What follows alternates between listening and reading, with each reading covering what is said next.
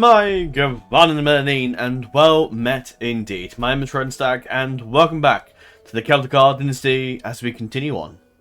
However, before we jump into the episode itself, I thought I would go through quickly and discuss this poll, and also go through what is going to be the Channel 2025 revamp that's going to take place. Well, the cusp of it is going to take place in the remainder of 2024, but the main things will probably take form, I suppose, on probably around February next year. So hence why it's called the 2025 revamp. But I'll quickly go over the last poll we did with deciding where Arthur the White Crab will sail to, and I wasn't quite surprised that they won. But it was interesting to see the results nonetheless, and North Valyria has been chosen to where we shall go, which means we will probably form the new Valyrian Empire as the Celtigars and start our own little Eastern Empire across the sea and rival that of Westeros. So that'd be quite interesting. That's coming as what we're going to be doing this episode. This episode, it depends how long I spend talking about the channel revamp, really. Will also influence how long this video is, because I want to get this rendered, uploaded, and ready to go as I leave the house around 5:30. So I've got about 2 hours, and I don't want to make it too long of a video, because obviously otherwise the rendering time will be obscene. So, and I want to render it, upload it, and then I can always do the upload stuff as I'm on my way to shops, which is a fair journey. Well, it depends actually where we're going. I'm actually quite sure, but I'll try and get it all uploaded and ready to go, so I can upload it while I'm out, because I probably won't be back till 7. But anyway, so yeah. But sorry, there's been no videos in for a week. It's been 2 weeks of one video a week lately, which is going to change. The whole point of the channel revamp is that going forward, the channel is going to have take a new form and become a lot more busier in the coming months. But there will be a few cutbacks and various things, and I'll talk about those as we go in. So this is the finale of the expedition vote. So we'll be starting Draconis, which I've already set up, and I'll show you that in a second. And it'll be probably about half an hour dedicated to this channel revamp discussion, and 30 minutes probably dedicated to the actual Celtigar thing itself, hopefully. You may hear a bit of the Ardrian Celtigar music and the Ck2 one, because I can't bother to turn it off. So if it sounds a bit odd, then that might be why. But I think Ardrian Celtigar is slightly louder actually, so it shouldn't be a problem. But anyway, we should go through and talk about the schedule. So I've basically gone through a snipping tool, because I was gonna maybe set up a PowerPoint presentation, but I thought I couldn't be bothered, so I just did it this way. So this is how it's going to work. So we're going to discuss the polls that are going to be taking place that will go up on today as well, which is why this video is going up at 6 o'clock, because that's when the poll's going up. So there you go. So we're going to go through and discuss the schedule. The schedule is not going to be taking another form. This is going to be the schedule first and foremost forever. So this is how it's going to be going forward. Of course, things get in the way with schedules. You can put up a schedule and plan for many things you want, but some things will get in the way of life, and you may be forced to have to do something completely different. And this may happen. Nope, it's adjusting that. And of course, some things might get in the way. I might go on holiday, and I might not have time to record before I go. Life may happen, and I may not be able to record. So generally, the schedule is going to be one of those things I'm going to try and stick to as best as I can. But if I cannot upload and I cannot get out as many videos as I want, then there will just have to be a delay, I'm afraid, and that'll be it. The main reason I want to do this channel revamp is because we've been sort of stagnating. The last 2024 was a bit of it's been a good year, but we've been stagnating a lot. There's not been a lot of content really happening much. And 2023 was a year where I didn't do a lot because I got into a relationship, which turned out to be rather toxic towards the end, and has obviously, now as you might imagine, has broken down, and has been broken down for about 3 months. And have I heard from her in a long time? No, I have not. So yeah, getting out of that relationship was a bit of a stressful time, hence why the stuff on the channel was a bit lackluster lately this year, and then last year was, loads of things were on my mind as well, and it's just been a bit interesting. It's been a back and forth sort of a few years, I guess. But I'm all the better for it now, and I've gotten out of the relationship, we've moved on, and life goes on. So yeah. And also next year is going to be when it gets to September next year, will be the 10-year anniversary of this channel. Now, I'll show you what I actually mean, just to give you whereabouts we are in the channel history. If we go to the About page, you can see I started YouTube in 8th September 2015. Now, there are some channels I made years ago that were earlier than that, but this was the first, well, this is the anniversary of this channel, which is where you're all here. So when 8th September 2025 kicks around, we would have been doing YouTube for 10 years, or the channels would have been around for 10 years. And there you go. And we've hit about 500,000 views, which is pretty good as well. So yeah, I do want to, for going into 2025, I want some sort of revamp planned. I want to do something good. I want to do something big. I want just basically the channel to be as best as it can be as it goes into 2025 and as we reach the 10-year anniversary. Maybe we'll do something for the 10-year anniversary. I'm not quite sure yet. Maybe the subscribers might go up to maybe 3K if we're lucky. We see how we go. But I think more work and sort of a lot of stuff needs to happen to get that way. Of course, come 5 years from now, I would like to hit 10,000 if I'm lucky, 5,000 years from now. So that is the objective. Of course, the way I do YouTube is in a way that is not the meta or the best way to do it, or as well as one can, or any of that. YouTube, the way I do YouTube is the way I like to do YouTube. The way I prefer to do it, the way I like doing it, the way I can do YouTube in the way that I enjoy doing it. It's the way I enjoy doing it. And that won't change, I'm afraid. Unless I get, people turn up and I get people that, I hire people, I guess, that do that amount of editing for things. But I just don't like that way to do YouTube. That's just not the way I do things. And if it was, I would have done that years ago. And also, it's worth saying that YouTube for me is not a full-time job. I have a full-time job. I have my own established life. I have, a decent job, a decent wage. I'm not in it for YouTube, in it for the business and the job mindset. I'm just in it for a bit of fun, and that's why I'm here. Of course, any money that's made from YouTube, which there is a fair bit, it's nice, and it's handy to keep going, and any money is just welcome. I'm happy with that. That's good. Yeah, bye. Thank you. And yeah, it helps me out a bit as well, which is nice as well. But again, I don't do it more for a full-time job. This is a bit of a business, but it's not like a... it's not a full-time. I'm not looking to make this a career, because YouTube as a career, I think, is really cool. And I think, it's a possibility for a lot of people, but it's very difficult to do. And were YouTube a job, if YouTube became a full-time job, then that's brilliant. Whether or not it will is on, who knows? Who knows? It's out of proportion. But I suppose if it did, it did.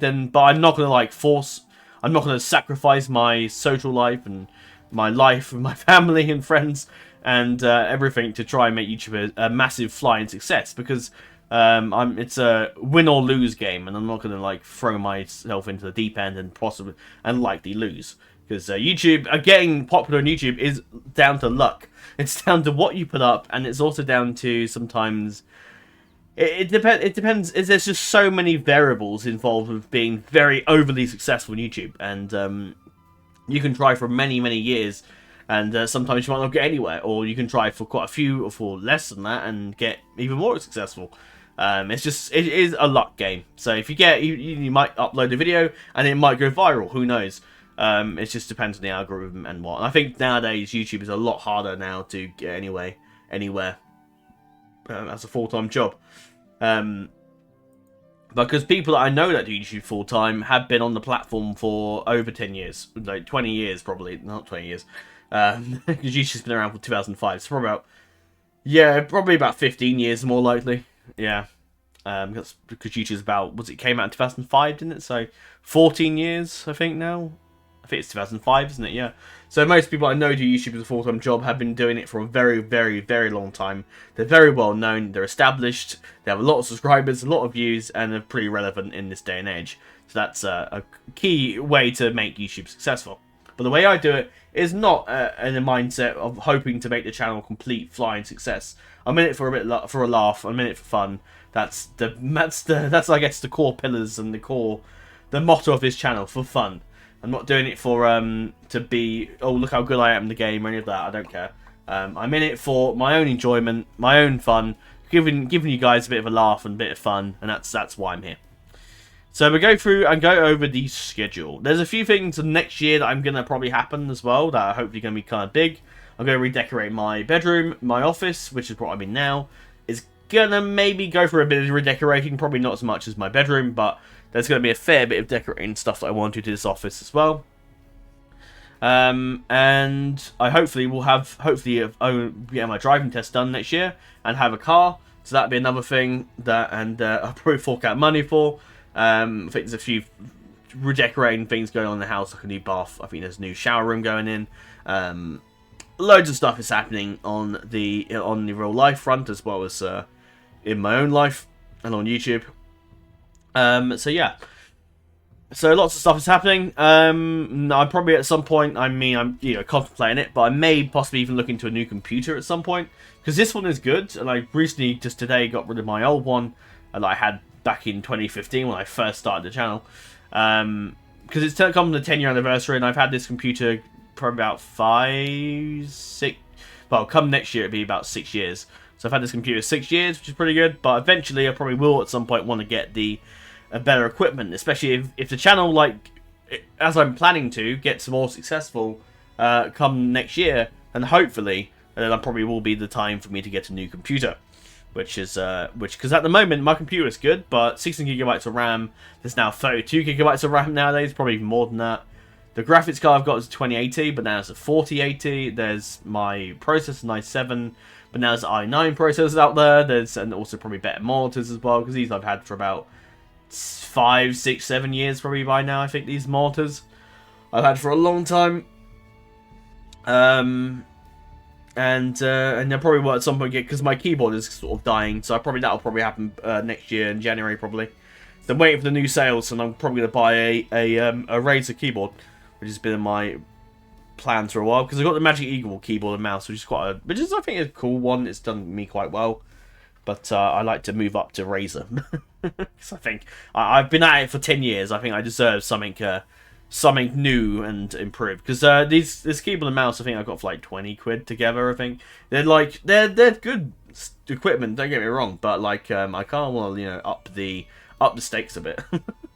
But there you go. We'll see how we go. But yeah, the keyboard, I definitely need a new keyboard, and also because of something I'm going to be doing next year, which I'm going to talk about today. I would need a tripod that can fit a camera on, and that'll probably give you an idea as to what exactly maybe. And the reason I'm not getting a webcam is I could get a webcam. I'm still in two minds about this. I might either get a webcam, or I will get a actual video camera to, and then I'll have a tripod to display that, because I do have a video camera.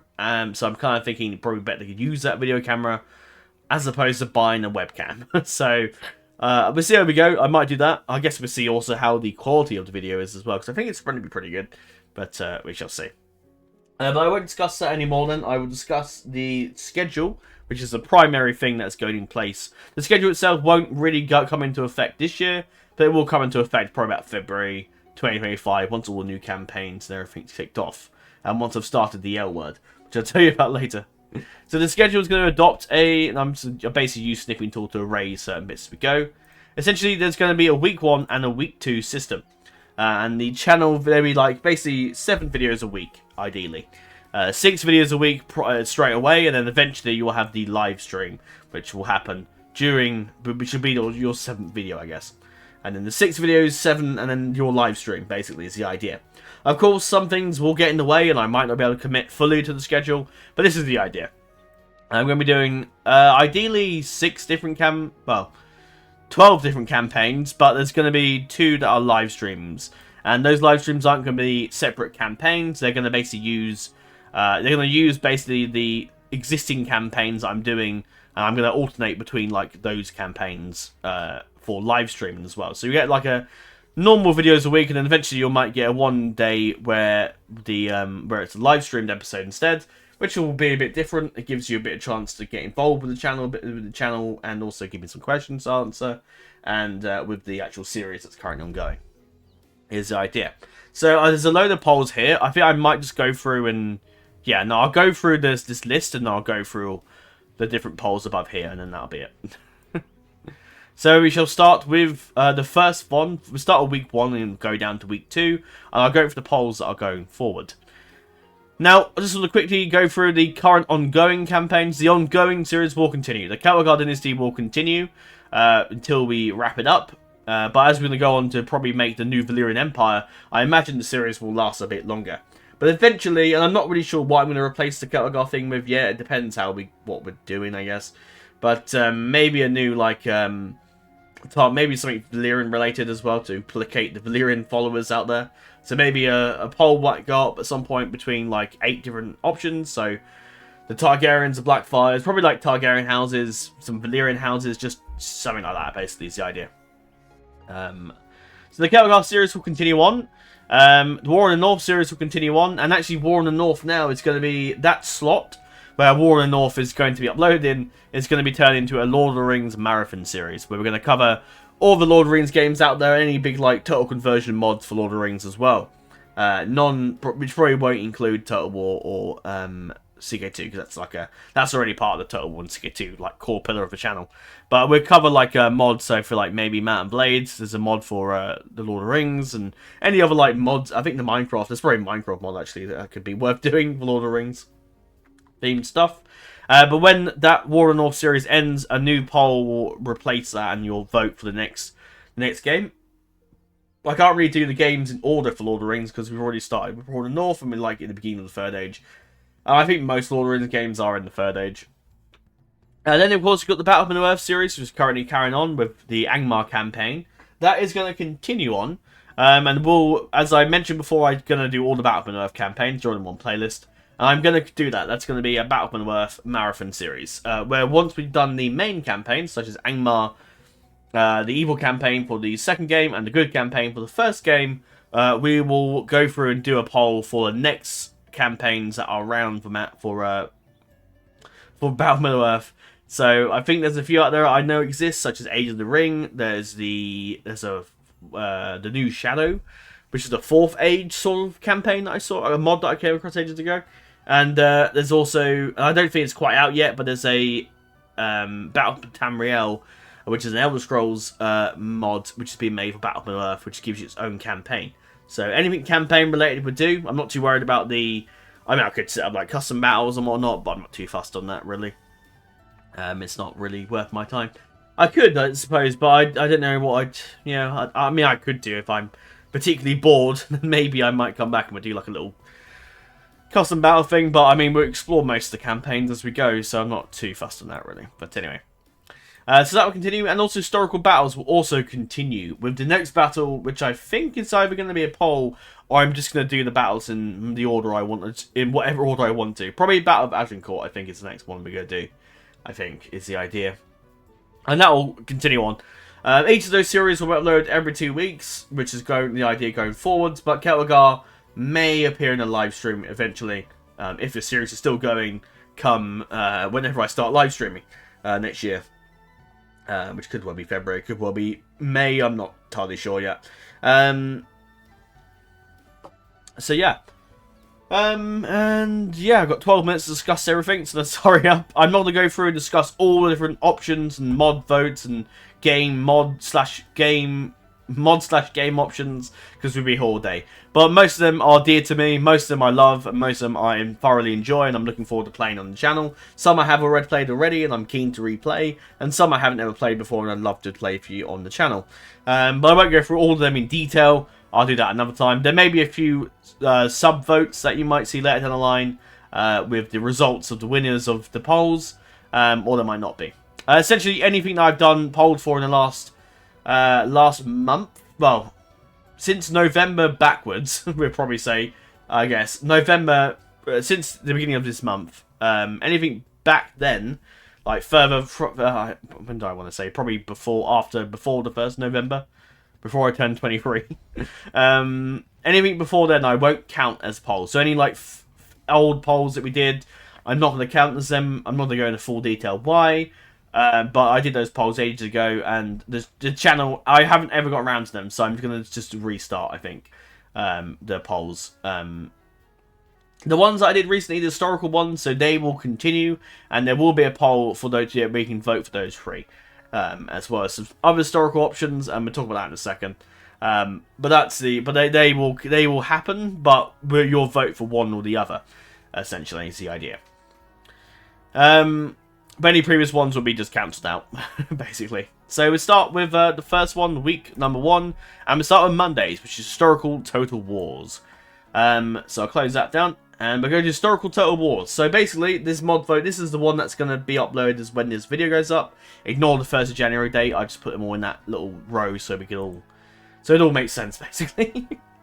So Historical Total War mod vote, basically. So that's going to be what will go up here. There's a bit of details and stuff here, just to direct people that have saw the poll first to this video. So the 3 campaigns that won the votes we did was the Lost Ninth Legion for Attila Total War, the Japanese Empire for Shogun 2 for the Samurai, the Kingdom of Jerusalem for Medieval 2 Expand Americas, and an option that I put on there as well was 3 Kingdoms Total War, because I thought, why not? Because they did quite well in the poll I did a while back. So I thought, we'll give it a shot. I'm not overly fussed on Chinese history, but if they win, they win, and I'd be interested to explore a bit about that. That's the only thing I'll mention. So yes, I'm just having a sip of water because otherwise I won't be able to talk, as I've learnt. So excuse the pause, but otherwise I won't be able to compute my sentences properly. So yes, that's going to be the series that will go Monday, week 1. Not quite sure when the week 1 is going to happen. I imagine it will just be, well, I don't know which order we'd start the week, so I guess we just get to a point and just be like, yeah, we're going to start uploading this at this point, is the idea. So there will be 2 polls, which each have 4 options. Now, I've stuck to that rule entirely, but there's 2 others at the end here that I kind of broke that rule with, just because there were so many options for those 2 that I just had to include more. Because I thought the idea and the voting would suffer a bit if I didn't have the loading. So that's what I've done for the last 2. So yeah. So yes. So I mean, if these 3 win, the first top 3, if they win the vote, then that means, of course, we will just kick off that campaign straight away. But it will be like a prologue episode to each campaign, where I will do like a little poll for where we might start as like the Ninth Legion, because they're a horde. What we might do as Japanese with regards to our foreign policy. Do we kill the imperialists and the people that have come over from the west and the east, the Americans, the British and all that, or do we ally with them? Jerusalem, it's a case of, because I'm going to set it up as a horde nation, and where we go to Jerusalem on the crusade, and then we do our invasion and whatnot, is the idea. And then and then basically I'll probably get a vote for maybe the foreign policy, or I suppose just where we go to crusade next, I guess, is the idea, I think. And then 3 Kingdoms, that'll be probably a faction vote video at some point, you'll see for that, and that'll be when that comes out, but that'll be a bit more delayed. With these, I will probably put up a prologue episode as and when. The polls will sort of continue on as they go, but there might be a few times where I might put like a little poll after this, because there will be like a final vote between these 2 options, and then I'll do like a final vote, and then eventually the campaign will start if it's one of these 3. If not, there'll be a faction vote. The campaign will just kick off, and yeah, then the faction vote will begin, basically. If not, if it's just one of these, there'll be a vote video, prologue episode, and eventually episode 1 will kick off in the near future. There will be, and what I probably will do for the episode 1s and the last episode of every single series, unless there's already a story, established lore, and cinematic story that ends it or begins it or whatnot, then I won't. But for most of these Total War campaigns, I will do, and probably for Ck2 as well, and any other I guess sandbox story campaigns I want to do that I have a room to create my own backstory and little campaign intro, which is what I'm going to do for the first episode. I won't do any other things. It'll just be the first episode, then there'll be an intro, and then episode whatever the last episode is, that'll be where I do the epilogue, which means the Celtigar Dynasty, whenever this ends, will have an epilogue epilogue cinematic intro at the end, or outro, I guess. But yeah, those are the options then. I basically went through and chose all the different historical Total War games. So Medieval 2 was on there, Shogun 2, Attila, those 3 have already been covered. And the 3 Kingdoms as well. There's a few more historical ones, but I haven't included them there. I mean, you got the Saga ones, so you got Pharaohs, you got Friends of Britannia, and you've also got, what's the other one? What's the other one that's come out? Total Saga Troy. I think include those who are just saga games, not really proper Total War games. We've got 5 minutes left, so we better run through this quickly. So this is the historical one. Then we've got these 4 between Empire, Napoleon, Rome 1, and Rome 2. Oh, don't look. So that's the historical ones that I'll kick off relatively in this order. They'll go off first, and then eventually the historical Total War campaign will kick off, hopefully, before anything else. But if it's a faction vote, I'll delay it probably. Also, as with, this might run over a bit longer, but I'm going to basically, with this current schedule, because it's going to be 6 videos a week, with the current ongoing campaigns, such as the Celtigar Dynasty, Battle of Earth, Angmar campaign, the War in the North, and the historical battles, I will basically upload those religiously as much as I can for like 6 days a week, ideally. Maybe not straight away. I mean, this will go up on the 11th, so maybe the 12th, maybe the 13th. There might be a delay here, but the 13th onwards, hopefully, providing enough time to render and upload everything, should be flying colours. Maybe we might do something from a week or 2 weeks from now for Christmas Day. That might be like a special historical battle, possibly. That's winter themed, maybe. But we shall see. I can't do many festive things with the Celtigar Dynasty or the or Battle of Earth or War in the North, because they're not really festive games, are they? So, so I'll just do like a special historical battle or something that day, I think. But anyway, so yes, this is historical Total War, so that will go on. So that will go up. That'll be the next thing we do. And then we move on to the next one, which is Tuesday. Oh, let's remove that. Is a new game series. So basically, an additional game series. Now, let me just quickly remember. We have to click on one and just go for it, I guess. And if no, no, there it is. Ignore those. I'll talk about those in a second. But new game series. So basically, marathon series. So all the new game series that I'm currently doing at the moment. So Battle of Earth, War in the North, and the historical battles are going to be a marathon series. So it means historical battles you'll see a lot more of as we go on. But for the new game series, there'll be a marathon series. So basically going through all the scenarios, so all the different games in the particular order. And I'll get you guys to vote for that order. For an example, Assassin's Creed, Watch Dogs, that might be a discussion of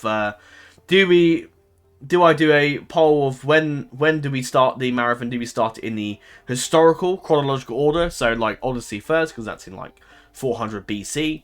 Do we start in the chronological order, but with the modern day in mind, which means Liberation goes first, because that's set in like 2010 of the modern day?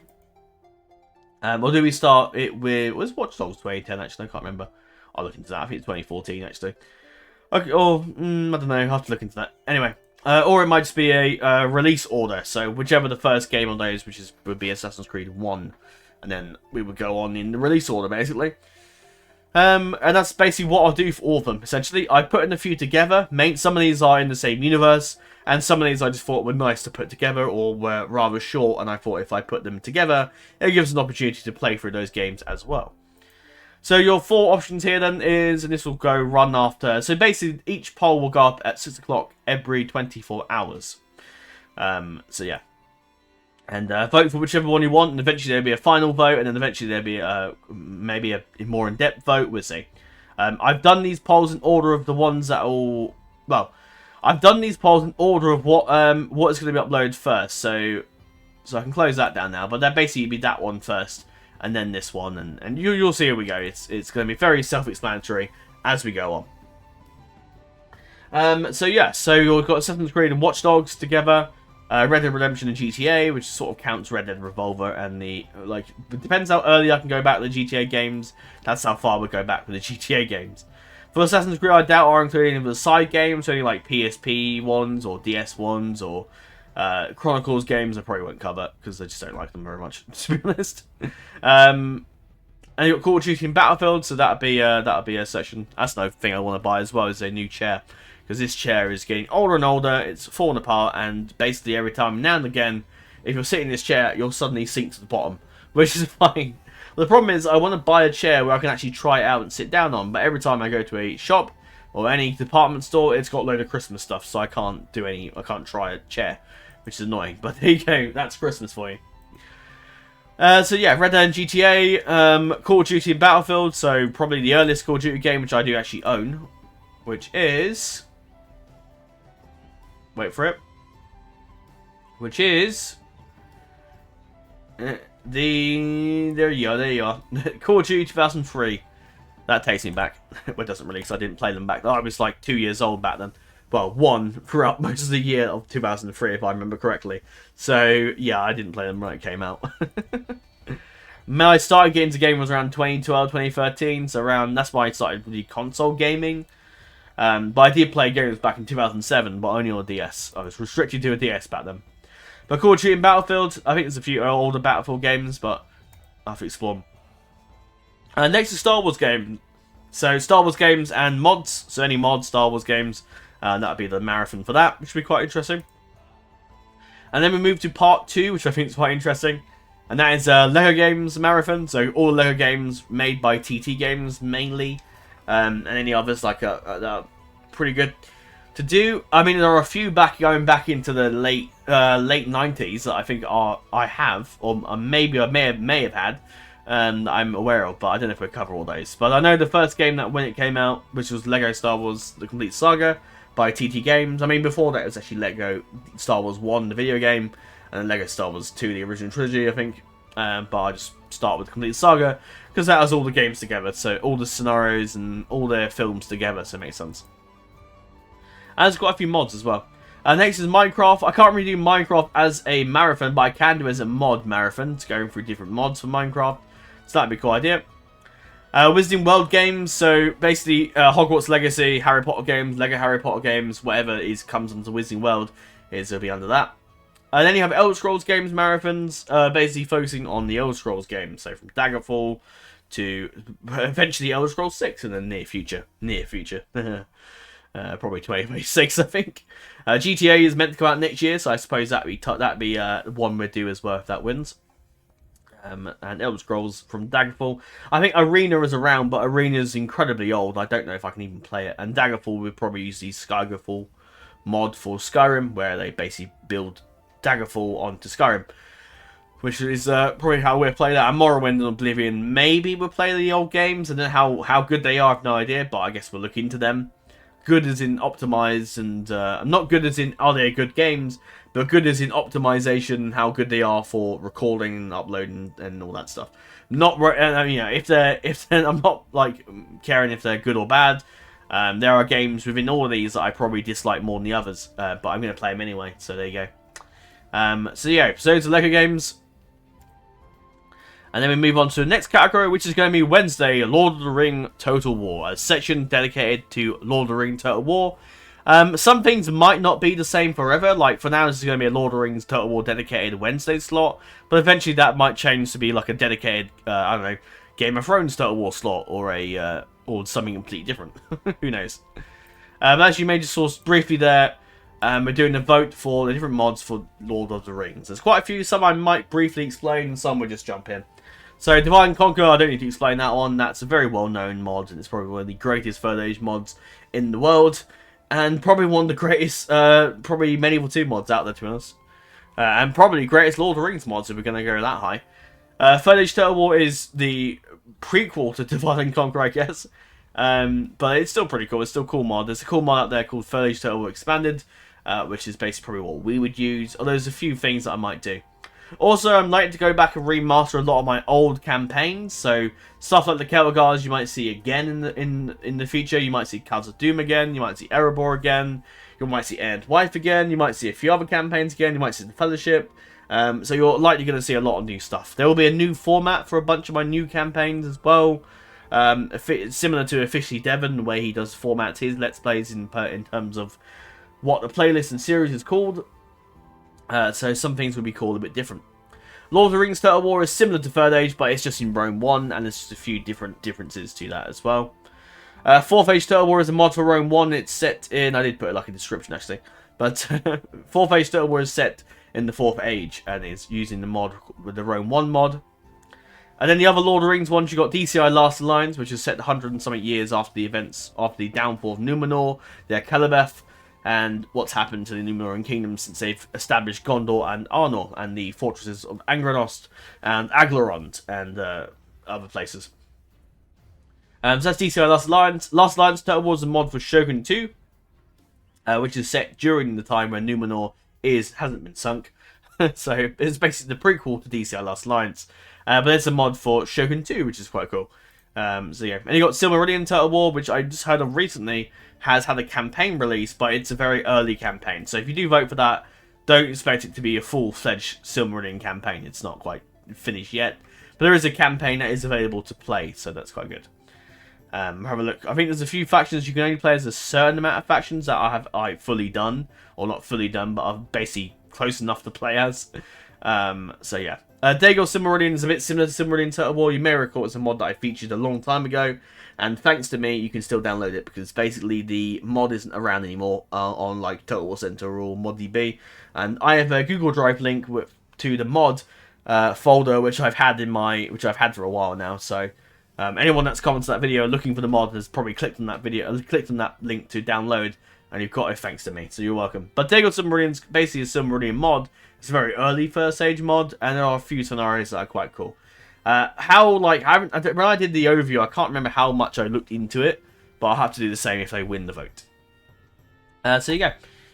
So that's the Lord of the Rings one. So moving on to the next one for Thursdays, that's going to be Battle for Middle-earth. So I don't need to show you a poll, because Battle for Middle-earth is going to be already decided to be Angmar campaign first, which is what we're doing at the moment. And then you're going to have the next two campaigns, the good campaign for Battle for Middle-earth 1, and the second game evil campaign for Battle for Middle-earth. Well, the second game for Battle for Middle-earth 2, anyway. So yeah, there will be a poll, of course, for the other game campaigns that are done via mods. And also, for those interested, I've already done a lot. If everyone's wondering, oh, what about the other two campaigns? I've already done them, basically. The good campaign I did about 2 years ago now, so I got that in the playlist. It's still pretty good enough to play. I think I did use a few cheats, but that's because the Mordor is a pain in the ass to play as. Same with Isengard, although Isengard's slightly less. And the good campaign we did this year as well. The next one is a Ck2 Game of Thrones Dynasty, and as I slightly showed you earlier, here it is. So the first two polls I've done, one is focusing on the great houses, and the second one is focusing on sort of some sort of not really lesser known houses, but more minor houses that aren't Lord Paramounts or Kings or anything anymore. So the four main houses I picked through was the Lannisters, and something I'm going to do with the Dynasty series is, as opposed to it being a series like the Celtigar series today, where we play as one character and we play on through their dynasty and see what happens. Mostly, a lot of stuff doesn't really happen, so I'm left playing those things thinking, nothing's really happening. What are we doing? So what I'm going to do is I'm going to merge them with the House of the Dragon sort of idea. Whereas, say for example, I'm going to use Lannister entirely as an example here. Instead of playing as one character in the Lannister dynasty, such as like Tyrion, and maybe playing him as Lord of Paramount of the West and his bloodline, and play on for about 300 years or something like that. Instead, we're going to play as the first Lannister you can play as, which is the Land the Clever, and then we play on till the last Lannister scenario, and then eventually we play for each of those characters, making the Dynasty series quite long, but I think it more worthy of what I would call a Dynasty campaign, playing for all the different characters, all the different scenarios, which is pretty cool. Then we have the Stark Dynasty, which is focusing on the Starks, of course. Sorry, I might do it if I can't get the video out in time for 6 o'clock. Then I will still upload the poll, but the video itself might be uploaded later in the evening, which may happen. But so yeah, but I'm still gonna upload the poll at 6 o'clock. You might have to. We might be seeing this video slightly later, but I'm hoping to try and go for 6, so I do what I can. So yeah, the Baratheons and the Arryns, basically four of my favourite houses from other than Targaryen, because we're doing the Valyrian house anyway as Celtigar, so I don't want to do Targaryen again as well, because that'd be a bit samey. So there you go, those four. And because I want to wrap up the Celtigar as quick as we can, really. Not that quick, but I want to wrap up the series in the near future, basically. And then Saturdays is going to be dedicated to live streaming, and also for the other Saturday. But this particular Saturday is going to be dedicated for Ck2 live streaming. So any current ongoing series for Ck2, they will be live streamed to you, which will be interesting. Because I think there'll be a lot of people that would like me to do Total War live streams, as well as Ck2 live streams. Well, there you go. Total War and Ck2. You got the best of both worlds. What more do you want? So there you go, Ck2 live streams and Total War live streams. So you'll have 1 week dedicated to each one. So Ck2 you'll get on week 1, and Tuesday you'll get week 2, and it'll be basically featuring each campaign episode. So for example, Celtigar, you might have an episode that's live streamed. You might also have an episode of from the Game of Thrones thing that's live streamed. Another Ck2 thing I'm doing will also be live streamed. And Total War will have the other fantasy Total War campaign as well as historical and game Lord of the Rings also live streamed to you. So I've kind of spoiled the other one there, didn't I? But we'll get to that in a second. Yeah, you got those four. And you got some other houses. Some I might have to quickly briefly explain. Blackwater is of course Bronn. Baelish is of course Littlefinger, and Grey Iron and Vernatus are two houses that are quite lesser known, not as well known. Vernatus is a pirate house that occupies the Stepstones, and they basically pirates. An idea that I was inspired by Tommy K's Let's Play when he played as I played as Sunstone, the Island of Sunstone, as the House of Oren, which is a custom house, and he did a massive empire as the pirates of the Stepstones became a massive empire, which is quite cool. I like that idea. That's why I'm going with Vernatus. I like their sigil. I like their Valyrian steel sword. I think they're pretty cool. They have a very cool scorpion sigil, so I'm all bored for them. Grey Iron is a Ironborn house from many years ago. They are basically the Ironborn of well, they used to rule the Iron Isles, but were thrown out by sort of a bunch of Ironborns. Eventually the Hoars took over. Then the Greyjoys took over once the Hoars were burnt alive, and the Grey Irons eventually went either into exile or were mostly wiped out, or remained in the Iron Isles, but like just didn't really hold any lands ever again. And you know, 1,000 of years passed since the Grey Irons ever held the Iron Isles, and they just fade into legend. So they're pretty cool. So those are the Game of Thrones ones, which is pretty cool. And then we jump on to Hearts of Iron 4, which I've been on the fence about playing for a long time now, and I'm going to just do a campaign. I'm going to give it a go. I'm going to see how one campaign goes with it. If it's rubbish, it's rubbish. Maybe I won't do it again. But it's just something fun. I'd like to do it. I've been playing Hearts of Iron 4 lately. You'll notice on my... If I go back to my Steam library a minute. Let's go back to that. You'll see I played Hearts of Iron 4 just yesterday, and the last 2 weeks I played like 30 hours of it. So I do want to get the DLCs, but I'm going to have to wait. I might wait because of how it's going to be timed. I'm probably going to wait till the sale, and then I probably will buy the DLCs when it's reduced, hopefully. Is the idea. So that's going to be a Hearts of Iron 4 series, so I'll jump over to the poll, which is here. And I'm going to do a mod vote. Was that the right one? Yeah, that was the right one. Just checking. I'm going to do a mod vote. So I sort of broke my rule with this. I ended up doing 4 of them because there were so many cool mods and ideas. I thought, let's just do a big poll with them and see how it goes. Which is why I think this Hearts of Iron 4 and the other one up here won't probably come out for a while.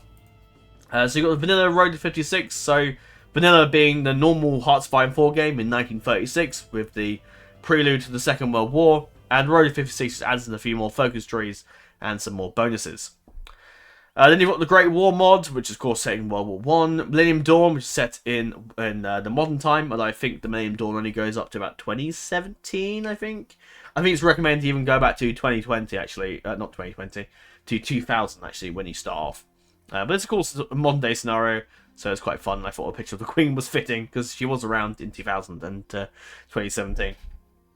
Kaiserreich is a alternate scenario where the Germans won World War One, and Wilhelm III became the Kaiser of Germany in the end, which you can do in a historical path, I guess. But I'd say a very interesting scenario where World War One was won by the Germans as opposed to the Entente. So interesting scenario. Moving upwards, then we have the other two is Star Wars Palpatine's Gamble, which is a Star Wars mod for Hearts of Iron 4, which is really good, actually. I've seen a few Let's Plays for it. It's actually really good. So that'd be quite fun. Cold War Iron Curtain is a mod focused on the Cold War, so just after the events of the Second World War. So at a time probably around 1949, I'd imagine. And you got the Lord of the Rings mod, because there's a Lord of the Rings mod of Hearts of Iron 4, and it's actually really good. Really detailed. Name of the Tsar is in a scenario where instead of the Entente and like the British and the French winning, or the Germans winning, actually the Russians won World War One. In this scenario, the Russians never... I don't know if the communists rebelled, or they got defeated, or they never did, and that's how they won the war. I'm not quite sure entirely, but it's a scenario where basically the Russians won the World War One, and they didn't get killed off, and the royal family still controls Russia to 1936. The next mod then is 1,000 Week Reich, which is set in 1952, and it's an alternate scenario where the Germans have won the war, won the Second World War, and are now basically in charge. essentially. Red Dusk is a scenario where, a bit like if the Germans won, is if the communists had won, I think, won the Cold War, I imagine. And is that's set in I'm not quite sure when it's set. I think 2000 or 2010 or I'm not quite sure. Maybe the 90s. I'm not 100% sure there. But either way, the Soviet Union is still around and is still probably in power. I think America, I think, is split up. I think as well. New World Order is a bit similar to the Thousand Week Reich, except it's in 1962.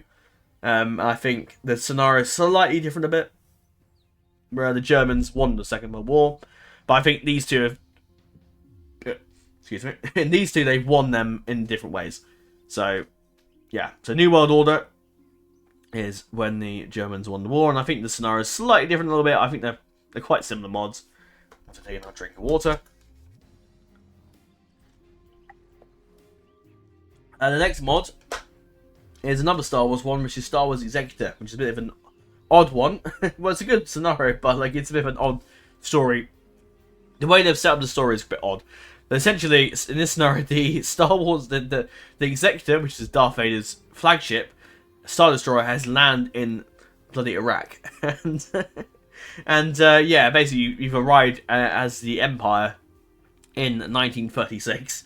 And it's a wacky scenario. And it's quite funny. I think there's also another scenario where you can play as the Rebels, which I think is... I can't remember if it's in the same mod, or it's a separate mod. I couldn't find the separate mod, so I assume maybe they're in the same bit. But I'll have to double check how that works. But maybe I'll do a vote between those two like ideologies, or some other factions that are involved. That could be interesting. But those four there. That guy is the leader of Germany, I think. I mean, that guy's the leader of the Soviets, and that guy is from the Man in the High Castle, but it's just... I couldn't find a better image. And also, I thought if I put Hitler in the image, I'm pretty sure that might cause me some trouble, so I didn't. Worse enough, I put Stalin in there, which is probably going to raise a few eyebrows. But there you go. But I mean, I don't think YouTube can like get you in trouble for putting an image of a person as a poll option. I just, for some reason, feel like Hitler is always that thing that gets you like in trouble. But I thought Stalin's probably fine. So the next one is the fourth one, which is the last one, which is the End of a New Beginning, which is the Victorian era mod in 1850 something or other. And I put Abraham Lincoln was just, yeah, makes sense because the American Civil War just kicked off. And yeah, that makes sense. Rise of Nations is a scenario where you play in 1900s. Queen Victoria is just on the cusp of leaving for another year. So kind of that's a little bit over the place, but...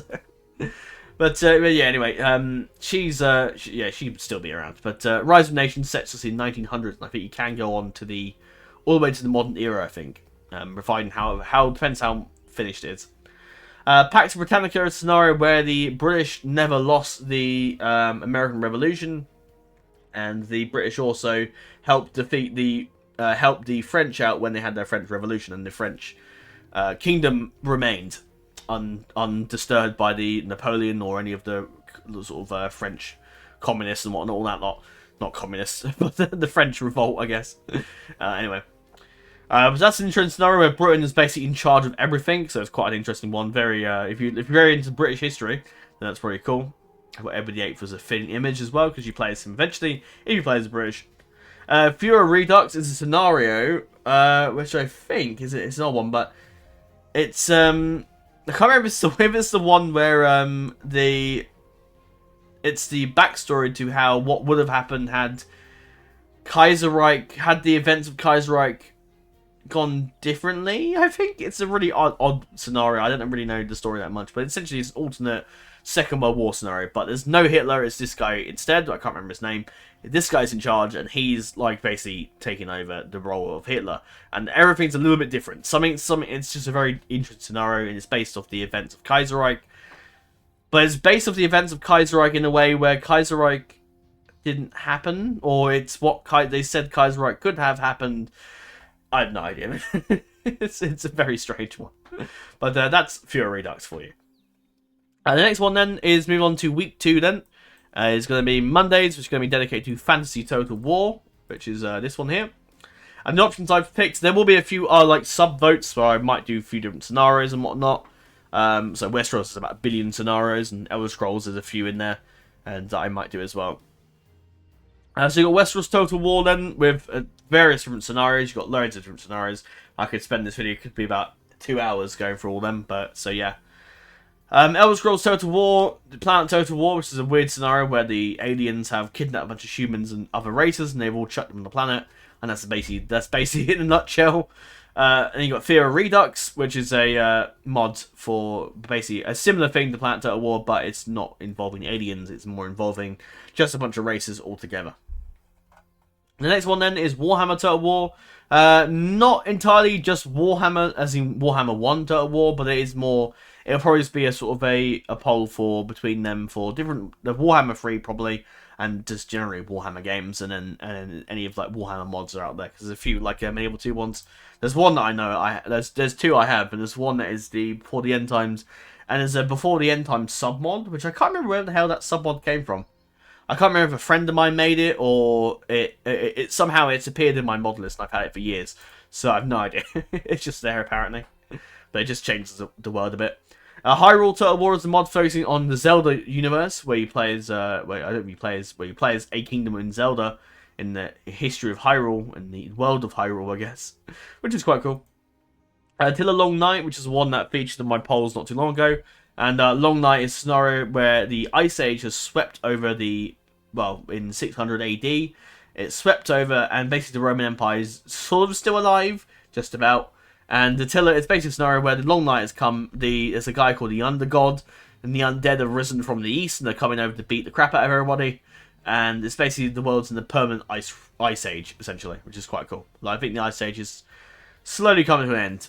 And loads of the places are inhabitable as well. Then you got Warcraft Total War, which is focused on the Warcraft universe, which is quite cool. And then you move on to the next one, which is War in the North. Focusing on, of course, War in the North, which is what we're playing as. I don't know why I was about to start with something, but eventually when that ends, there'll be a Lord of the Rings game vote or mod vote altogether with 2 polls with 4 options. The reason I like that is because I can do a poll where, say for example, Warhammer wins the vote and Westeros wins the vote here. I can do a final vote and I can get you all to chip in and vote for whichever one you want to see the most.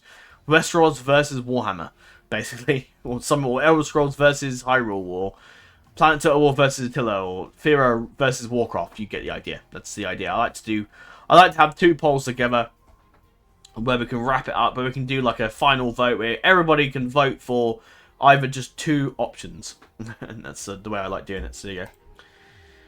And then we have the Celtigar Dynasty, which is what we're doing now. That will continue on until this ends. Then we have historical battles. So historical battles will carry on as they are. I might maybe do a poll, or I might just do... No, I probably won't do a poll. I just do historical battles in whatever order I want. I might do it in order of... So I might do historical, as in like normal historical world, and it's like for example, Battle of Agincourt, or just a scenario where we do historical battles where we just do a scenario. Or we just do the fantasy ones, we just go in that order. And next you have the Ck2 new mods. This is mod dynasties for just generally mods. So mods for Ck2, non-Game of Thrones ones. And then eventually we'll do a poll for whoever wins that. So then you got the different options. You've got the Crusader Kings 2 Vanilla, which may have a few of them Vanilla Plus mods in there as well. So you'll see. So this one, yeah, I've already done that one. I'll just delete that. So yeah, you've got Ck2 Vanilla. Now most of these are going to be Ck2, however if I feel for whatever reason I want to play Ck3, then it might turn into a Ck3 one. I know Middle Earth Project I think works for Ck2, although I remember having some issues with it before because I don't think it's been updated to whatever the latest version of Ck2 is. And I don't really want to be updating my game while other campaigns are ongoing. So if it doesn't work on whatever version I have of Ck2, then I will just jump on and we just play Middle Earth Project for the Ck3 game instead, because I think that's out. Then you got Elder Kings, which is the Elder Scrolls one, Winter King, which is a mod about King Arthur, and it's set in Britannia. And then the next one is next 4, I suppose, is Umbra Spira Reborn, which is a mod where the whole world is basically chucked into Ck2, which is pretty cool. That's kind of what I hope Ck3 might do one day. Pharaohs and Consuls is set in 600 BC, in a time before Rome is around, but they're not a massive, like, republic or empire. And the Pharaohs are still pretty powerful. Daidochi King is a scenario where Alexander is, well, it's basically that about him and the sort of focusing on that sort of area, the Mediterranean and Persia and whatnot, and Greece. Sengoku Jidai, which is actually Nova Monumenta Iapone Historica, which is a hell of a mouthful. Basically, it's just a Sengoku mod. For Sengoku Jidai is the other name for it, which is probably what we're going to call it here. It's a Japanese mod, basically. Can't remember the time period. I think it's just whenever the Sengoku period is, which I think is 1200 and something, I think. I don't know. What does it say actually when? 15th, there you go. 15th and 16th centuries, there you go. So yes, and we go into the last one, which will be on Sundays. You'll notice a theme here. So it's about 3 Total War campaigns, 3 Ck2 campaigns. Well, historical battles is its own thing, and then 3 other, like 4, I guess, are like 3 other like campaigns that are different, like New Game Series, War in the North, and Battle upon Earth. And then you've got a few 2 other ones, such as the Heartsfire 4 Mount and Blade, games I'm notoriously rubbish at. But probably what I will do is have it so that the Heartsfire 4 and the Mount and Blade, they're games that I'm notoriously rubbish at, but I probably will use a bit of cheating involved. I'm not bothered about that at all. I'm going to do it. I'm going to cheat as much as I want. If the game doesn't want me to cheat, then it shouldn't make console commands a thing. But I won't abuse it. I won't go too crazy with it. I'm going to just have fun with it. And if it's Heartsfire 4 and Mount and Blade, we'll do a few light cheating just to make sure the game is winnable and just generally fun. So yeah, Mount and Blade series will be on. So this is how it's going to run. So Monday, historical Total War for week 1. Tuesdays, new game series for week 1. Wednesdays, Lord Ardrian Celtigar, whichever wins out of that for week 1. Thursdays, Battle upon Earth, week 1. Fridays, Ck2 Game of Thrones, Friday, week 1. Ck2 live streams, Saturday, week 1. Sunday, Heartsfire 4, week 1. Monday, Fantasy Total War. Yeah, you get just something to go through it all. It is also, for those interested, I'm going to have to quickly just do it very quickly. This is how it is going to look like on the schedule. So there will be probably no live streams until at least mid-2025. Ideally, depending on how things are going with the renovations and all that stuff. But basically what will happen is that Sunday to Friday is when you'll be getting uploads. So stay tuned for that. So I'll go through the mods that we've chosen for Mount and Blades. I'll close that down now. And we'll record briefly, but I don't think it's going to be a very long video for Ck2, I'm afraid. Sorry. So Mount and Blade Warband is... I haven't included many Mount and Blade Bannerlord ones, because Bannerlord, I don't think there's any mods actually out for it. I think there's one Game of Thrones one, and Warhammer, I think, is out, but I'm not too worried about Warhammer in Mount and Blade form, but I am worried about... I would like to do the Game of Thrones one if they win the vote, so I'll make that an option. So Bannerlord, I think most of the mods are coming along really well, but none of them have come out, or none of them have come out or available to the public, anyway, unless people have early access. I'm not really sure, but yeah. So Mount and Blade Warband, set in Calradia in the 1200s, in Calradia timeline. Fire and Sword scenario, I think it's either in... Is it in the modern... In Europe, I think, or it might be in Calradia, but in the 1500s, I'm not 100% sure.